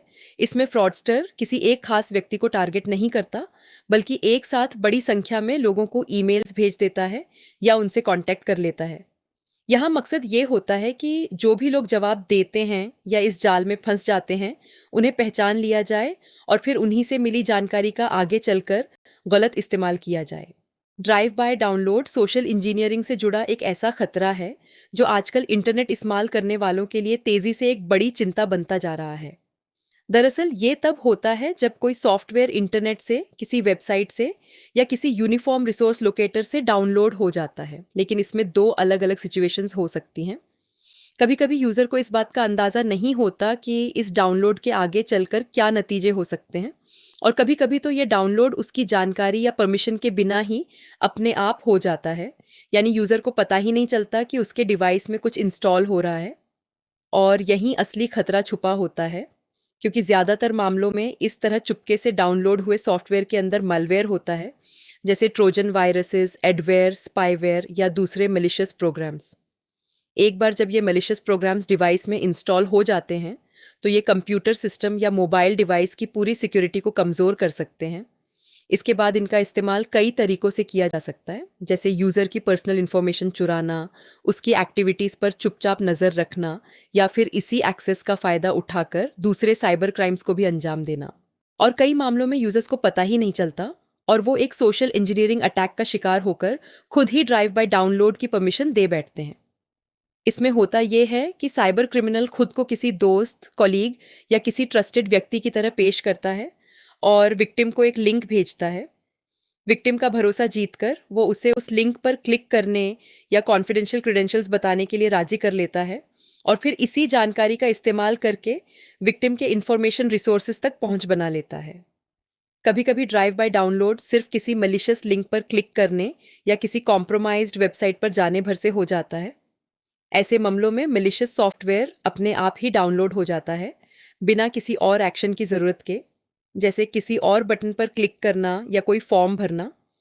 कई बार तो ऐसा भी होता है कि किसी वेबसाइट पर जाने के बाद एक पॉपअप विंडो खुल जाती है या बैकग्राउंड में कोई प्रोग्राम, अक्सर जावास्क्रिप्ट कोड के जरिए, चुपचाप यूज़र के कंप्यूटर या मोबाइल डिवाइस तक पहुंच बना लेता है। ये मलिशियस प्रोग्राम फिर कई नुकसानदायक काम कर सकता है, जैसे कॉन्टैक्ट डिटेल्स तक पहुंचना, बिना परमिशन के डिवाइस का कैमरा एक्टिवेट कर देना या फिर चुपके से कोई मालवेयर इंस्टॉल कर देना, जैसे distributed denial of service attack program, जो बाद में किसी तय समय पर अपने आप एक्टिव हो जाए। और ऐसी घटनाएं अक्सर एक अच्छी तरह से प्लान्ड सोशल इंजीनियरिंग अटैक के जरिए ही मुमकिन हो पाती हैं, जिसमें साइबर क्रिमिनल यूज़र को इस तरह भ्रमित करता है कि उसे लगे जैसे उसने खुद ही डाउनलोड की परमिशन दी हो। यही वजह है कि जब फ्रॉड पकड़ा जाता है तो क्रिमिनल झूठा दावा कर सकता है कि यूज़र ने खुद अपनी मर्जी से डाउनलोड की परमिशन दी थी और अब वो इस बात से मुकर नहीं सकता। सोशल इंजीनियरिंग के जरिए किए जाने वाले कुछ कॉमन फ्रॉड्स इस तरह हैं। फर्स्ट है फेक वेब लिंक भेजना। इसमें फ्रॉडस्टर एक ऐसा लिंक भेजता है जो देखने में बिल्कुल जेन्युइन लगता है और विक्टिम को उस पर क्लिक करने के लिए राजी कर लेता है। इसके बाद विक्टिम अनजाने में वहाँ यूज़र नेम, पासवर्ड या दूसरी लॉगिन क्रेडेंशियल्स डाल देता है, जिन्हें बाद में मिसयूज़ किया जाता है। सेकंड है बातचीत के जरिए इन्फॉर्मेशन निकालना। यहाँ फ्रॉडस्टर विक्टिम के साथ एक कैजुअल बातचीत शुरू करता है और धीरे धीरे उससे यूज़र नेम, पासवर्ड पैटर्न या दूसरी सेंसिटिव डिटेल से जुड़ी जानकारी निकालता जाता है। बाद में इसी जानकारी का इस्तेमाल अनऑथोराइज्ड एक्सेस पाने के लिए किया जाता है। थर्ड है एसएमएस इशिंग, जिसे स्मिशिंग भी कहा जाता है। इसमें fraudster short message service SMS या मोबाइल कम्युनिकेशन के जरिए विक्टिम से कांटेक्ट करता है और खुद को किसी बैंक या फाइनेंशियल इंस्टीट्यूशन का रिप्रेजेंटेटिव बताता है। इसके बाद विक्टिम को वन टाइम पासवर्ड्स, ओटीपीज या दूसरी कॉन्फिडेंशियल इंफॉर्मेशन बताने के लिए राजी कर लिया जाता है, जिसका इस्तेमाल फिर फ्रॉड करने के लिए किया जाता है। फोर्थ है ऑटोमेटेड टेलर मशीन एटीएम पर मदद करने का बहाना बनाना। इसमें फ्रॉडस्टर एक हेल्पफुल व्यक्ति बनकर विक्टिम की मदद करने की पेशकश करता है जब वो ऑटोमेटेड टेलर मशीन एटीएम इस्तेमाल कर रहा होता है। इसी दौरान फ्रॉडस्टर चुपके से विक्टिम का automated teller machine ATM personal identification number PIN या दूसरी कॉन्फिडेंशियल डिटेल्स देख लेता है और बाद में इसका मिसयूज करता है, अक्सर एक क्लोन्ड कार्ड के जरिए। फिफ्थ है मोबाइल सेटिंग्स में मदद करने का बहाना बनाना। इसमें फ्रॉडस्टर विक्टिम के मोबाइल डिवाइस को ठीक करने या उसकी कोई दिक्कत सुलझाने में मदद करने का दिखावा करता है। इसी छोटी सी बातचीत के दौरान फ्रॉडस्टर चुपके से डिवाइस में एक मलिशियस एप्लीकेशन ऐप डाल देता है। ये एप्लीकेशन इनकमिंग मैसेजेस पर नज़र रख सकता है, वन टाइम पासवर्ड्स ओटीपीज चुरा सकता है, कॉन्टैक्ट डिटेल्स तक पहुंच बना सकता है, कॉल या मैसेज फॉरवर्डिंग चालू कर सकता है, या फिर एक की स्ट्रोक लॉगर की तरह काम करके मोबाइल डिवाइस या लैपटॉप कीबोर्ड पर टाइप की गई हर चीज़ रिकॉर्ड कर सकता है। इन सभी हालात में बचाव टेक्नोलॉजी से ज़्यादा इंसान के बिहेवियर पर निर्भर करता है। इसलिए सोशल इंजीनियरिंग से होने वाले धोखे को रोकने का सबसे अच्छा तरीका यही है कि हमेशा सतर्क रहा जाए और अपने मोबाइल फ़ोन या लैपटॉप जैसी चीज़ें, साथ ही उनमें रखी कोई भी कॉन्फिडेंशियल जानकारी किसी और के साथ साझा न की जाए। यूज़र्स को कभी भी अपनी सेंसिटिव जानकारी नहीं बतानी चाहिए या किसी अनजान या भरोसेमंद न लगने वाले व्यक्ति को अपना डिवाइस हाथ में नहीं देना चाहिए, क्योंकि एक छोटा सा मौका भी साइबर फ्रॉड करने के लिए काफ़ी हो सकता है। अब इसे लीगल नज़रिए से देखें तो सोशल इंजीनियरिंग सिर्फ एक तरीका या टेक्निक है और खुद में ये कोई क्राइम नहीं माना जाता, लेकिन इसका इस्तेमाल आमतौर पर कई तरह के ऑनलाइन और फिजिकल फ्रॉड्स करने के लिए किया जाता है, जिसमें विक्टिम को धोखे से कॉन्फिडेंशियल जानकारी बताने या कोई काम करने के लिए मजबूर किया जाता है। जब कोई व्यक्ति भोलेपन में, अनजाने में या लापरवाही से किसी सोशल इंजीनियरिंग अटैक की वजह से सेंसिटिव जानकारी बता देता है, तो बाद में उस जानकारी का इस्तेमाल कोई क्राइम करने के लिए किया जा सकता है। यानी असल में सोशल इंजीनियरिंग से जो नतीजा या मिसयूज निकलता है वही क्रिमिनल ऑफेंस बनता है। अगर सोशल इंजीनियरिंग क्रिमिनल इंटेंशन यानी मेंस रिया, एक लीगल टर्म जिसका पहले चैप्टर 1 पैरा 1.9 में भी जिक्र किया जा चुका है, के साथ की जाए तो ये इंडियन पेनल कोड के रेलेवेंट प्रोविजंस के तहत एक पनिशेबल ऑफेंस बन जाता है। यही सिद्धांत भारतीय न्याय संहिता बीएनएस के तहत भी लागू होने की उम्मीद है। सोशल इंजीनियरिंग के प्रोसेस में इंसानी बिहेवियर, साइकोलॉजिकल मैनिपुलेशन या फिर विक्टिम को कॉन्फिडेंशियल जानकारी बताने के लिए राजी करने वाले टेक्नोलॉजिकल टूल्स का इस्तेमाल शामिल हो सकता है। इस्तेमाल की गई टेक्निक भले ही अलग अलग हो, लेकिन मकसद हमेशा एक ही रहता है, विक्टिम को अपनी मर्जी से सेंसिटिव जानकारी शेयर करने के लिए राजी करना, ताकि बाद में उसका मिसयूज किया जा सके। सोशल इंजीनियरिंग से पैदा होने वाले क्राइम्स को इंडियन लॉज के रिलीवेंट प्रोविजंस के तहत डील किया जाता है, जैसे इंडियन पीनल कोड और इंफॉर्मेशन टेक्नोलॉजी एक्ट, और ये इस बात पर डिपेंड करता है कि ऑफेंस किस नेचर का है। इन ऑफेंसेस में theft, data theft, software piracy, information technology act के अंडर आने वाले कॉन्ट्रावेंशंस, बर्गलरी, रैंसमवेयर, हैकिंग और दूसरे रिलेटेड साइबर क्राइम्स शामिल हो सकते हैं।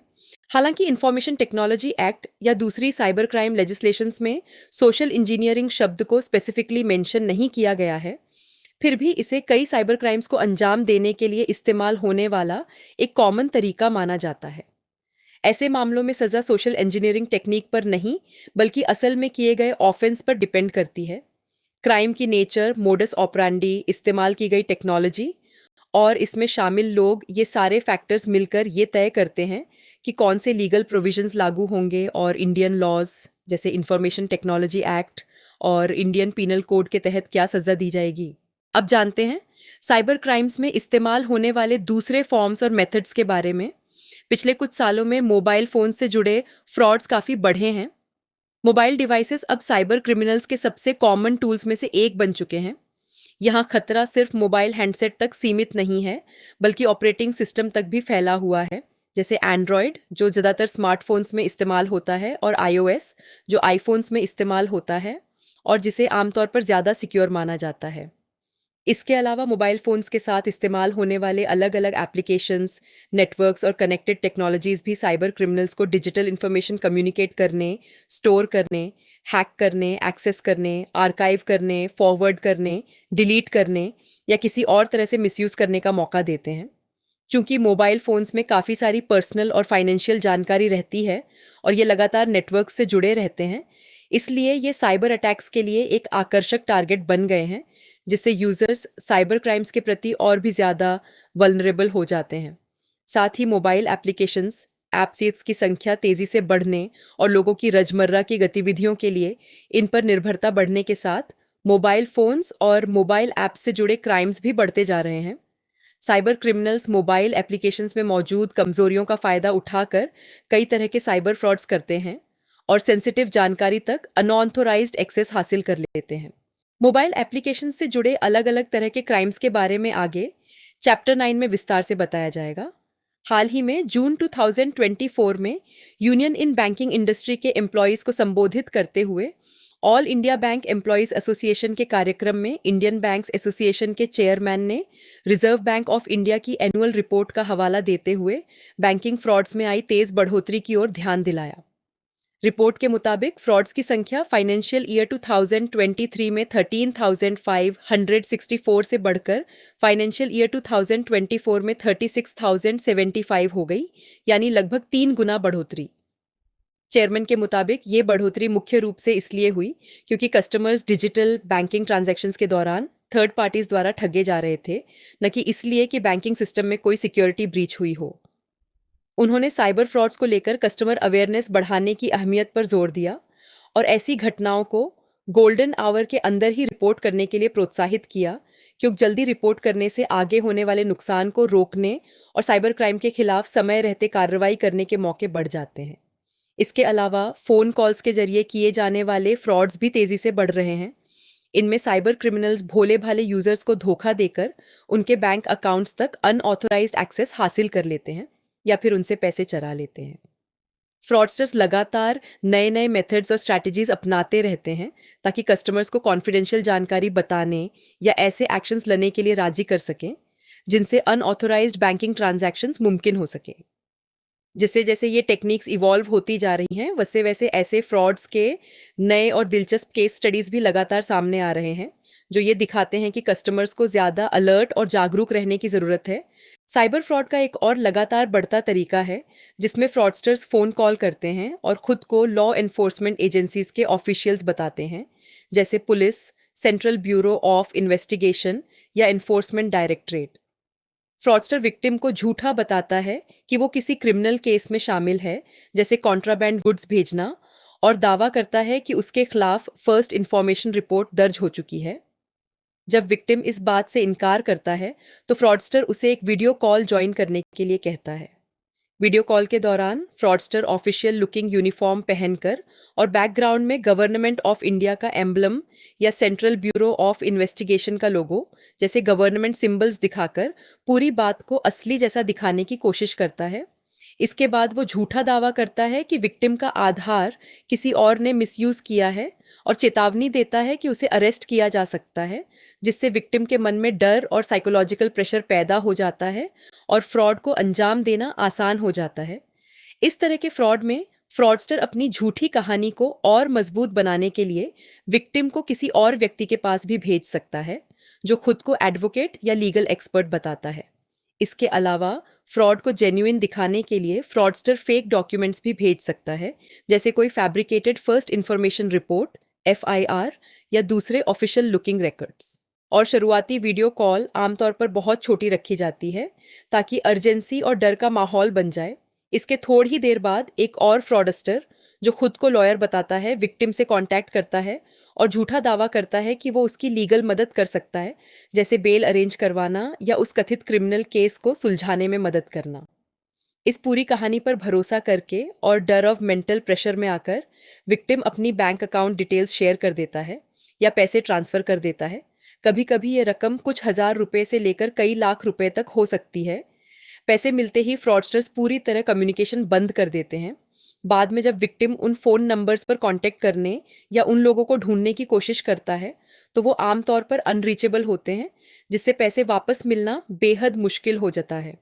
इस तरह के फ्रॉड्स तेज़ी से बढ़ रहे हैं, खासकर वहाँ जहाँ साइबर क्रिमिनल्स विक्टिम के मोबाइल कॉन्टैक्ट डिटेल्स और कई बार आधार डिटेल्स जैसी अतिरिक्त पर्सनल जानकारी का मिसयूज़ करते हैं। फ्रॉडस्टर्स लगभग एक जैसे तरीके अपनाते हैं, लेकिन हर बार खुद को अलग अलग ऑर्गेनाइजेशंस या गवर्नमेंट अथॉरिटीज़ का रिप्रेजेंटेटिव बताते हैं। जैसे कभी वो इलेक्ट्रिसिटी बोर्ड के ऑफिशियल्स बनकर झूठा वार्निंग देते हैं कि अगर तुरंत कार्रवाई नहीं की गई तो इलेक्ट्रिसिटी कनेक्शन काट दिया जाएगा। कभी वो बैंक ऑफिशियल्स बनकर दावा करते हैं कि credit card reward points process हो रहे हैं, तो कभी इनकम टैक्स ऑफिशियल्स बनकर झूठा बताते हैं कि इनकम टैक्स रिफंड अप्रूव हो चुका है। इसके बाद विक्टिम को किसी लिंक पर क्लिक करने या कॉन्फिडेंशियल जानकारी देने के लिए राजी किया जाता है, इस भरोसे में कि उसे तुरंत पैसे या कोई और फ़ायदा मिलने वाला है। ज़्यादातर ऐसे फ्रॉड्स में फाइनेंशियल लॉस की मुख्य वजह यही होती है कि यूज़र को पूरी जानकारी नहीं होती, वो लापरवाही बरतता है या फिर कोई एक्शन लेने से पहले कॉलर या मैसेज की असलियत को वेरीफाई नहीं करता। इसके अलावा शॉर्ट मैसेज सर्विस के जरिए फेक मैसेजेस और फ्रॉडुलेंट कंटेंट भेजना साइबर क्राइम्स करने का एक और कॉमन तरीका है। जैसे ईमेल्स के जरिए फिशिंग की जाती है, वैसे ही एसएमएस के जरिए किया गया फ्रॉड एसएमएस इशिंग यानी स्मिशिंग कहलाता है। व्हाट्सएप, इंस्टाग्राम और टेलीग्राम जैसे सोशल मीडिया और मैसेजिंग प्लेटफॉर्म्स चैट्स, वीडियोस और ऑडियोज के लिए की बढ़ती लोकप्रियता के साथ साइबर क्रिमिनल्स ने अपनी फ्रॉडुलेंट एक्टिविटीज़ को पारंपरिक एसएमएस से आगे बढ़ाकर इन डिजिटल प्लेटफॉर्म्स तक फैला लिया है। चूंकि बल्क मैसेजेस बहुत कम कॉस्ट में हज़ारों यूज़र्स को भेजे जा सकते हैं, इसलिए फ्रॉडस्टर्स इस तरीके का बड़े पैमाने पर इस्तेमाल करके एक साथ बहुत सारे लोगों को टारगेट करते हैं। इन मैसेजेस में अक्सर आकर्षक ऑफर्स शामिल होते हैं, जैसे festival gifts, Aadhaar update requests, lottery prizes, part time job offers या वर्क फ्रॉम होम अपॉर्चुनिटीज़, ताकि यूज़र्स किसी लिंक पर क्लिक करने के लिए राजी हो जाएं। कई मामलों में यूज़र की सिर्फ यही गलती होती है कि उसने फ्रॉडुलेंट लिंक पर क्लिक कर दिया।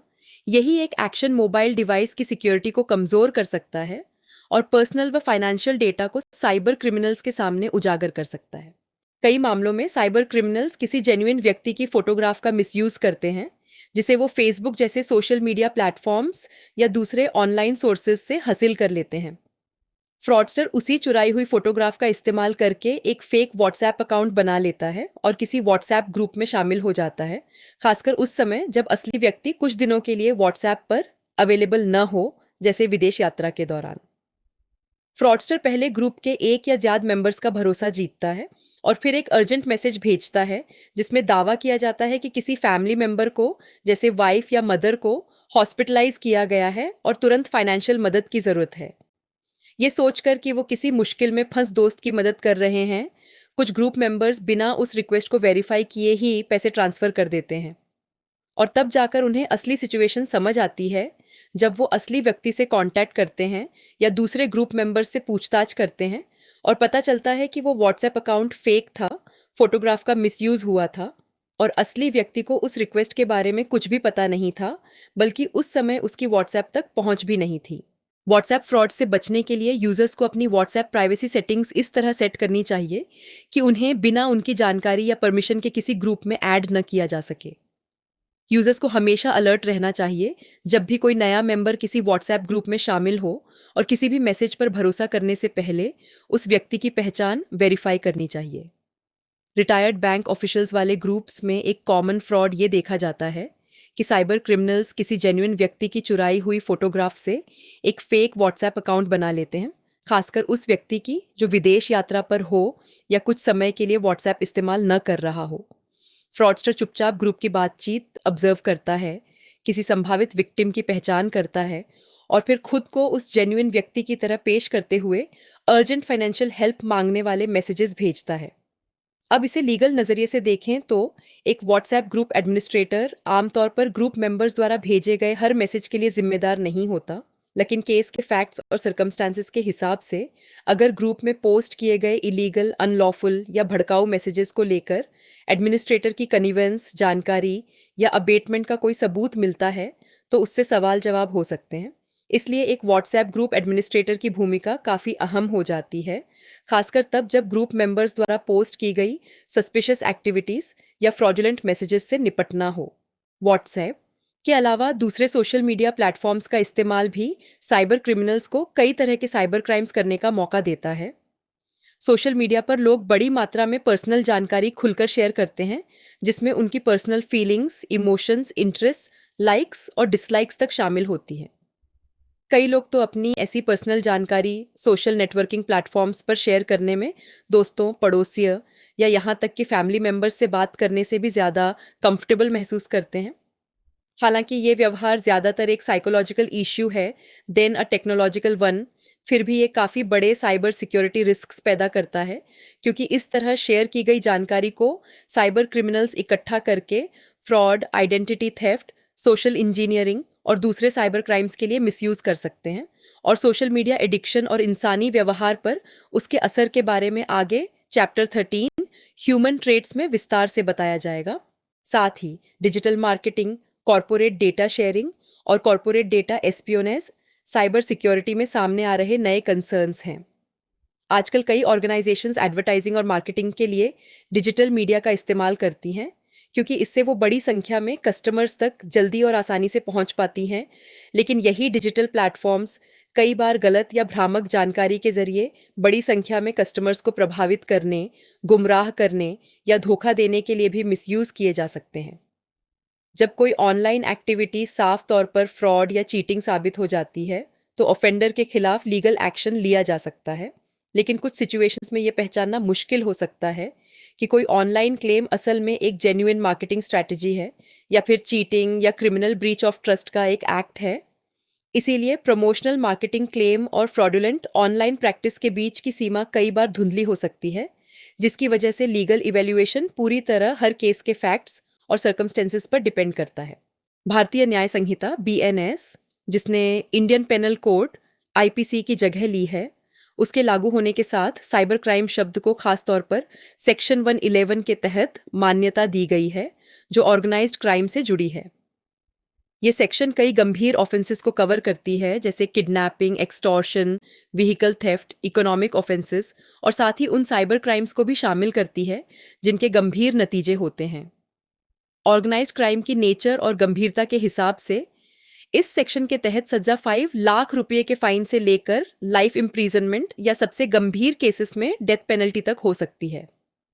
आने वाले समय में मैलिशियस मैसेजेस, फेक मैसेजेस या ऐसी कम्युनिकेशंस फैलाना जो सीरियस ऑफेंसेस, सोशल अनरेस्ट या कम्युनल डिसहार्मनी पैदा कर सकती है, उन्हें भी इन्हीं प्रोविजंस के तहत एग्जामिन किया जा सकता है। और जुडिशरी इन लॉज को किस तरह इंटरप्रेट और अप्लाई करती है, ये आगे चलकर एक अहम भूमिका निभाएगा। भारतीय न्याय संहिता बीएनएस में ऐसे प्रोविजंस भी शामिल हैं जो कम्युनिकेशन प्लेटफॉर्म्स के मिसयूज से जुड़े हैं, जो पब्लिक ऑर्डर या नेशनल सिक्योरिटी को प्रभावित कर सकते हैं।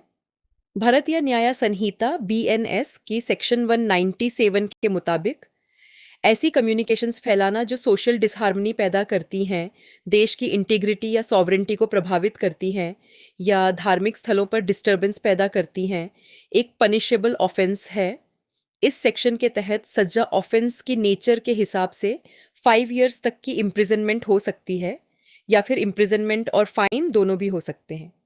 इसीलिए ये साफ है कि सोशल मीडिया प्लेटफॉर्म्स के जरिए फेक, ऑनफेंसिव या हार्मफुल मैसेजेस फैलाना भारतीय न्याय संहिता बीएनएस के तहत अब ज़्यादा गंभीरता से देखा जाएगा, जो ऐसे ऑफेंसेस से निपटने के लिए मजबूत लीगल प्रोविजंस मुहैया कराता है। साथ ही व्हाट्सएप, रेडिट, इंस्टाग्राम या टेलीग्राम जैसे सोशल मीडिया प्लेटफॉर्म्स पर कोई फेक मैसेज भेजना ऊपर से देखने में एक बिल्कुल मामूली सी हरकत लग सकती है, लेकिन असल में कुछ सिचुएशंस में यही एक गंभीर ऑफेंस भी बन जाता है। जैसे अगर कोई मैसेज सोशल डिसहार्मनी फैलाता है, देश की इंटीग्रिटी या सॉवरेंटी को खतरे में डालता है या फिर किसी और गंभीर नतीजे की वजह बनता है, तो उस पर भारतीय न्याय संहिता के रेलिवेंट प्रोविजंस लागू हो सकते हैं।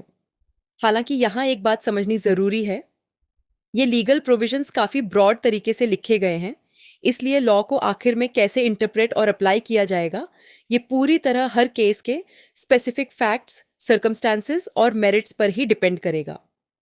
अब इसी से जुड़ा एक और आम पैटर्न है धार्मिक या दैवीय पिक्चर्स के साथ ऐसे मैसेजेस भेजना जिनमें दावा किया जाता है कि इसे 20 या 100 लोगों को फॉरवर्ड करो तो पैसे मिलेंगे, अच्छी किस्मत आएगी या कोई और फ़ायदा होगा। ये मैसेजेस सोशल मीडिया पर इतने आम हो चुके हैं कि लोग बिना सोचे समझे इन्हें फॉरवर्ड कर देते हैं और ज़्यादातर मामलों में ये हार्मलेस ही लगते हैं। लेकिन असली खतरा तब शुरू होता है जब उस पिक्चर, लिंक या अटैचमेंट के अंदर मलवेयर छुपा हो या फिर उसे एक ट्रोजन की तरह इस्तेमाल करके यूज़र के डिवाइस तक वायरस या कोई और मैलिशियस सॉफ्टवेयर भेजा जा रहा हो। ऐसे मामलों में वो मैसेज सिर्फ एक साधारण एडवर्टाइजमेंट या स्पैम नहीं रह जाता, बल्कि एक पूरा साइबर अटैक करने का जरिया बन जाता है। यही वजह है कि यूजर्स को ऐसे मैसेजेस फॉरवर्ड करने से बचना चाहिए जो सिर्फ 20 या 100 लोगों तक शेयर करने पर रिवॉर्ड या फायदे का लालच देते हों, और किसी भी अनजान पिक्चर, लिंक या अटैचमेंट को खोलने या आगे भेजने से पहले हमेशा सावधानी बरतनी चाहिए। और कई कॉरपोरेट ऑर्गेनाइजेशन भी लीगल इश्यूज में फंस सकती है अगर वो डिजिटल मीडिया के जरिए ऐसे एडवर्टाइजमेंट्स पब्लिश या सर्कुलेट करती है जिनमें झूठे या भमक दावे हों। अगर ऐसे एडवर्टाइजमेंट्स किसी पर्टिकुलर कम्युनिटी के लिए ऑफेंसिव पाए जाते हैं या पहले बताए गए रेलिवेंट लीगल प्रोविजंस का उल्लंघन करते हैं, तो इन पर जुडिशियल स्क्रूटनी हो सकती है। ऐसी सिचुएशंस में उस एडवर्टाइजमेंट की ऑनलाइन पब्लिकेशन या सर्कुलेशन को दूसरे एप्लीकेबल लीगल वायलेशंस के अलावा एक साइबर क्राइम भी माना जा सकता है। नतीजतन उस ऑर्गेनाइजेशन पर एडिशनल लीगल लायबिलिटी भी आ सकती है, और ये एडवर्टाइजमेंट की नेचर और केस के फैक्ट्स ऑफ सर्कमस्टांसेस पर डिपेंड करेगा। अब बात करते हैं ऐसे फ्रॉड से बचने के तरीकों की।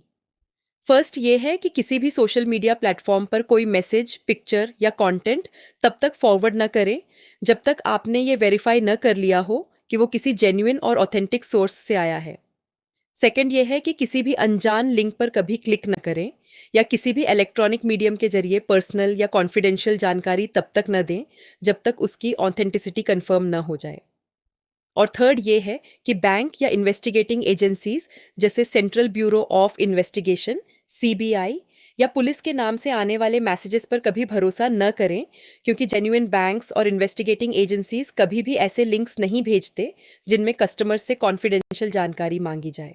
फोर्थ तरीका ये है कि बैंक्स को इस बात के लिए निर्देश दिए गए हैं कि वो इलेक्ट्रॉनिक मीडिया के जरिए कस्टमर्स से कॉन्फिडेंशियल जानकारी न मांगे।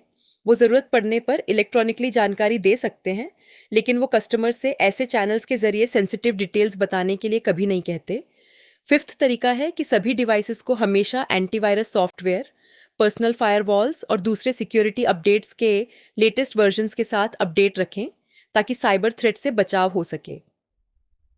सिक्स्थ और सबसे अहम तरीका है अवेयरनेस, जो साइबर क्राइम के खिलाफ सबसे मजबूत सुरक्षा है। साइबर सिक्योरिटी बनाए रखने के लिए लगातार सतर्क रहना बेहद ज़रूरी है। सेवेंथ तरीका ये है कि यूज़र्स को national cyber crime helpline number 1930 और national cyber crime reporting portal cybercrime.gov.in के बारे में पता होना चाहिए, ताकि वो डेटा थेफ्ट, फाइनेंशियल फ्रॉड, पैसों के नुकसान और दूसरे तरह के साइबर इंसिडेंट्स या नॉन मॉनिटरी लॉस की रिपोर्ट कर सकें। तो चलिए अब समरी यानी चैप्टर का रैप अप करते हैं।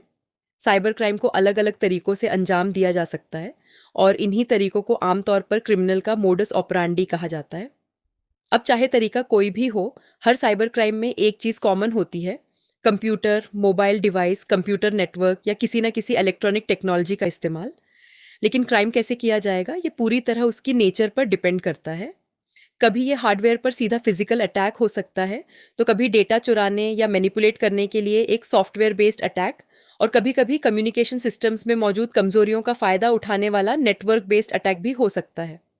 अब इन्हीं कॉमन फॉर्म्स में से एक है साइबर स्टॉकिंग, जिसका मतलब है किसी व्यक्ति को कंप्यूटर, मोबाइल डिवाइस या दूसरे इलेक्ट्रॉनिक मीडियम के जरिए बार बार हैरेस करना, धमकाना या परेशान करना। कंटेंट के मुताबिक ये अक्सर महिलाओं या दूसरे वल्नरेबल व्यक्तियों के खिलाफ की जाती है, और इसके पीछे मकसद होता है हरासमेंट करना, एक्सटॉर्शन करना या फिर मलिशियस और सैडिस्टिक इर्दों को पूरा करना। अब बात करें डोमेन नेम्स की, तो ये असल में वो यूनिक नाम होते हैं जो वेबसाइट्स को इंटरनेट पर पहचानने और उन तक आसानी से पहुंचने के लिए दिए जाते हैं। इंटरनेशनल लेवल पर इनकी रजिस्ट्रेशन को मैनेज और कोऑर्डिनेट करने की जिम्मेदारी internet corporation for assigned names and numbers की होती है। वहीं इंडिया में .in रजिस्ट्री खासतौर पर .in डोमेन नेम्स की रजिस्ट्रेशन और एडमिनिस्ट्रेशन संभालती है, और अगर इन .in डोमेन नेम्स से जुड़ा कोई डिस्प्यूट खड़ा हो जाए तो उसे .in domain name dispute resolution policy INDRP के तहत रिजॉल्व किया जाता है। किसी और व्यक्ति या ऑर्गेनाइजेशन के नाम पर दूसरों को धोखा देने या अनफेयर प्रॉफिट कमाने की नीयत से डोमेन नेम रजिस्टर करना साइबर स्क्वॉटिंग कहलाता है, और इसे एक पनिशेबल ऑफेंस माना जाता है। साइबर एक्सटॉर्शन में किसी व्यक्ति को कंप्यूटर, मोबाइल डिवाइस या दूसरे इलेक्ट्रॉनिक मीडियम के जरिए धमकाया, या मजबूर किया जाता है ताकि उससे पैसे, प्रॉपर्टी या कोई और फायदा हासिल किया जा सके। साइबर चीटिंग का मतलब है कंप्यूटर, मोबाइल डिवाइस या कंप्यूटर नेटवर्क का इस्तेमाल करके किसी व्यक्ति को धोखा देना या डिसऑनेस्टली किसी काम के लिए इंड्यूस करना। ऐसे एक्ट्स इंडियन पिनल कोड और इंफॉर्मेशन टेक्नोलॉजी एक्ट दोनों के रेलिवेंट प्रोविजंस के तहत पनिशेबल हैं। साइबर वॉरफेयर का मतलब है computers, computer networks, mobile devices या दूसरी डिजिटल टेक्नोलॉजीज का इस्तेमाल करके किसी देश, ऑर्गेनाइजेशन या लोगों के ग्रुप पर अटैक करना। ऐसे अटैक्स अक्सर क्रिटिकल इंफ्रास्ट्रक्चर को नुकसान पहुंचाने, इसेंशियल सर्विसेज को डिसरप्ट करने या स्ट्रैटेजिक एडवांटेज हासिल करने के लिए किए जाते हैं। साइबर वॉरफेयर का गहरा नाता साइबर एस्पियोनेज से भी है, जिसमें पॉलिटिकल, मिलिट्री या इकोनॉमिक मकसद से सेंसिटिव इंफॉर्मेशन चुपचाप इकट्ठा की जाती है। साइबर टेररिज्म साइबर क्राइम का एक और भी गंभीर रूप है, जिसमें कंप्यूटर रिसोर्सेज, नेटवर्क्स या मोबाइल डिवाइसेस का इस्तेमाल करके टेररिस्ट एक्टिविटीज़ को अंजाम दिया जाता है। साइबर टेररिज्म आमतौर पर किसी देश, कम्युनिटी, धर्म या लोगों के बड़े ग्रुप के खिलाफ की जाती है, जिसका मकसद डर पैदा करना, पब्लिक ऑर्डर को डिसरप्ट करना या नेशनल सिक्योरिटी को खतरे में डालना होता है। इसके बाद आता है फिशिंग। ये एक ऐसा साइबर फ्रॉड है जिसमें साइबर क्रिमिनल जानबूझकर एक फेक वेबसाइट तैयार करता है जो देखने में बिल्कुल किसी बैंक या दूसरे ट्रस्टेड ऑर्गेनाइजेशन की जेन्युइन वेबसाइट जैसी लगती है, ताकि यूजर्स को आसानी से धोखा दिया जा सके। इसके लिए फ्रॉडस्टर आमतौर पर एक ईमेल भेजता है जिसमें एक फ्रॉडुलेंट लिंक छुपा होता है।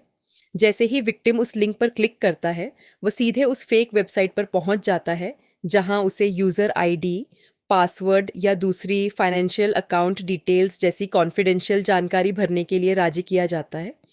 अब इसी फिशिंग का एक और रूप है विशिंग, जो वॉइस और फिशिंग को मिलाकर बना है।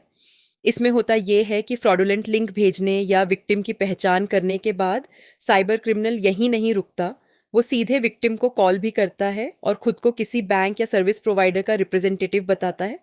बातचीत के दौरान वो धीरे धीरे विक्टिम का भरोसा जीत लेता है और आखिर में उसे कॉन्फिडेंशियल जानकारी बताने के लिए राजी कर लेता है, जिसे बाद में साइबर फ्रॉड करने के लिए मिसयूज़ किया जाता है। इसी तरह की एक और वाइडली इस्तेमाल होने वाली टेक्निक है सोशल इंजीनियरिंग, जिसे साइबर क्राइम्स करने के सबसे कॉमन तरीक में गिना जाता है। यहाँ साइबर क्रिमिनल सीधे टेक्नोलॉजी पर हमला करने की बजाय लोगों को मैनिपुलेट या डिसीव करने का रास्ता चुनते हैं, खुद को ट्रस्टवर्दी व्यक्ति या ऑर्गेनाइजेशन बताकर, ताकि सामने वाला अपनी मर्जी से कॉन्फिडेंशियल जानकारी बता दे या कोई ऐसा एक्शन ले जो उनके काम आए। और यही वजह है कि विक्टिम्स अक्सर बिना शक किए अजनबियों पर भरोसा कर लेते हैं, फ्रॉडुलेंट वेबसाइट्स पर चले जाते हैं, मलिशियस लिंक्स पर क्लिक कर देते हैं या अनजाने में अपने डिवाइसेस में मालवेयर डाउनलोड होने दे देते हैं। नतीजा ये होता है कि उनकी सेंसिटिव जानकारी चरा ली जाती है, डिवाइस में मालवेयर इंस्टॉल हो जाता है और आखिर में विक्टिम को फिनेंशियल लॉस, डेटा थेफ्ट या किसी और तरह के साइबर क्राइम का सामना करना पड़ता है। तो दोस्तों, इसी के साथ हमारा चैप्टर 3 यहाँ कंप्लीट होता है। मिलते हैं चैप्टर 4 में।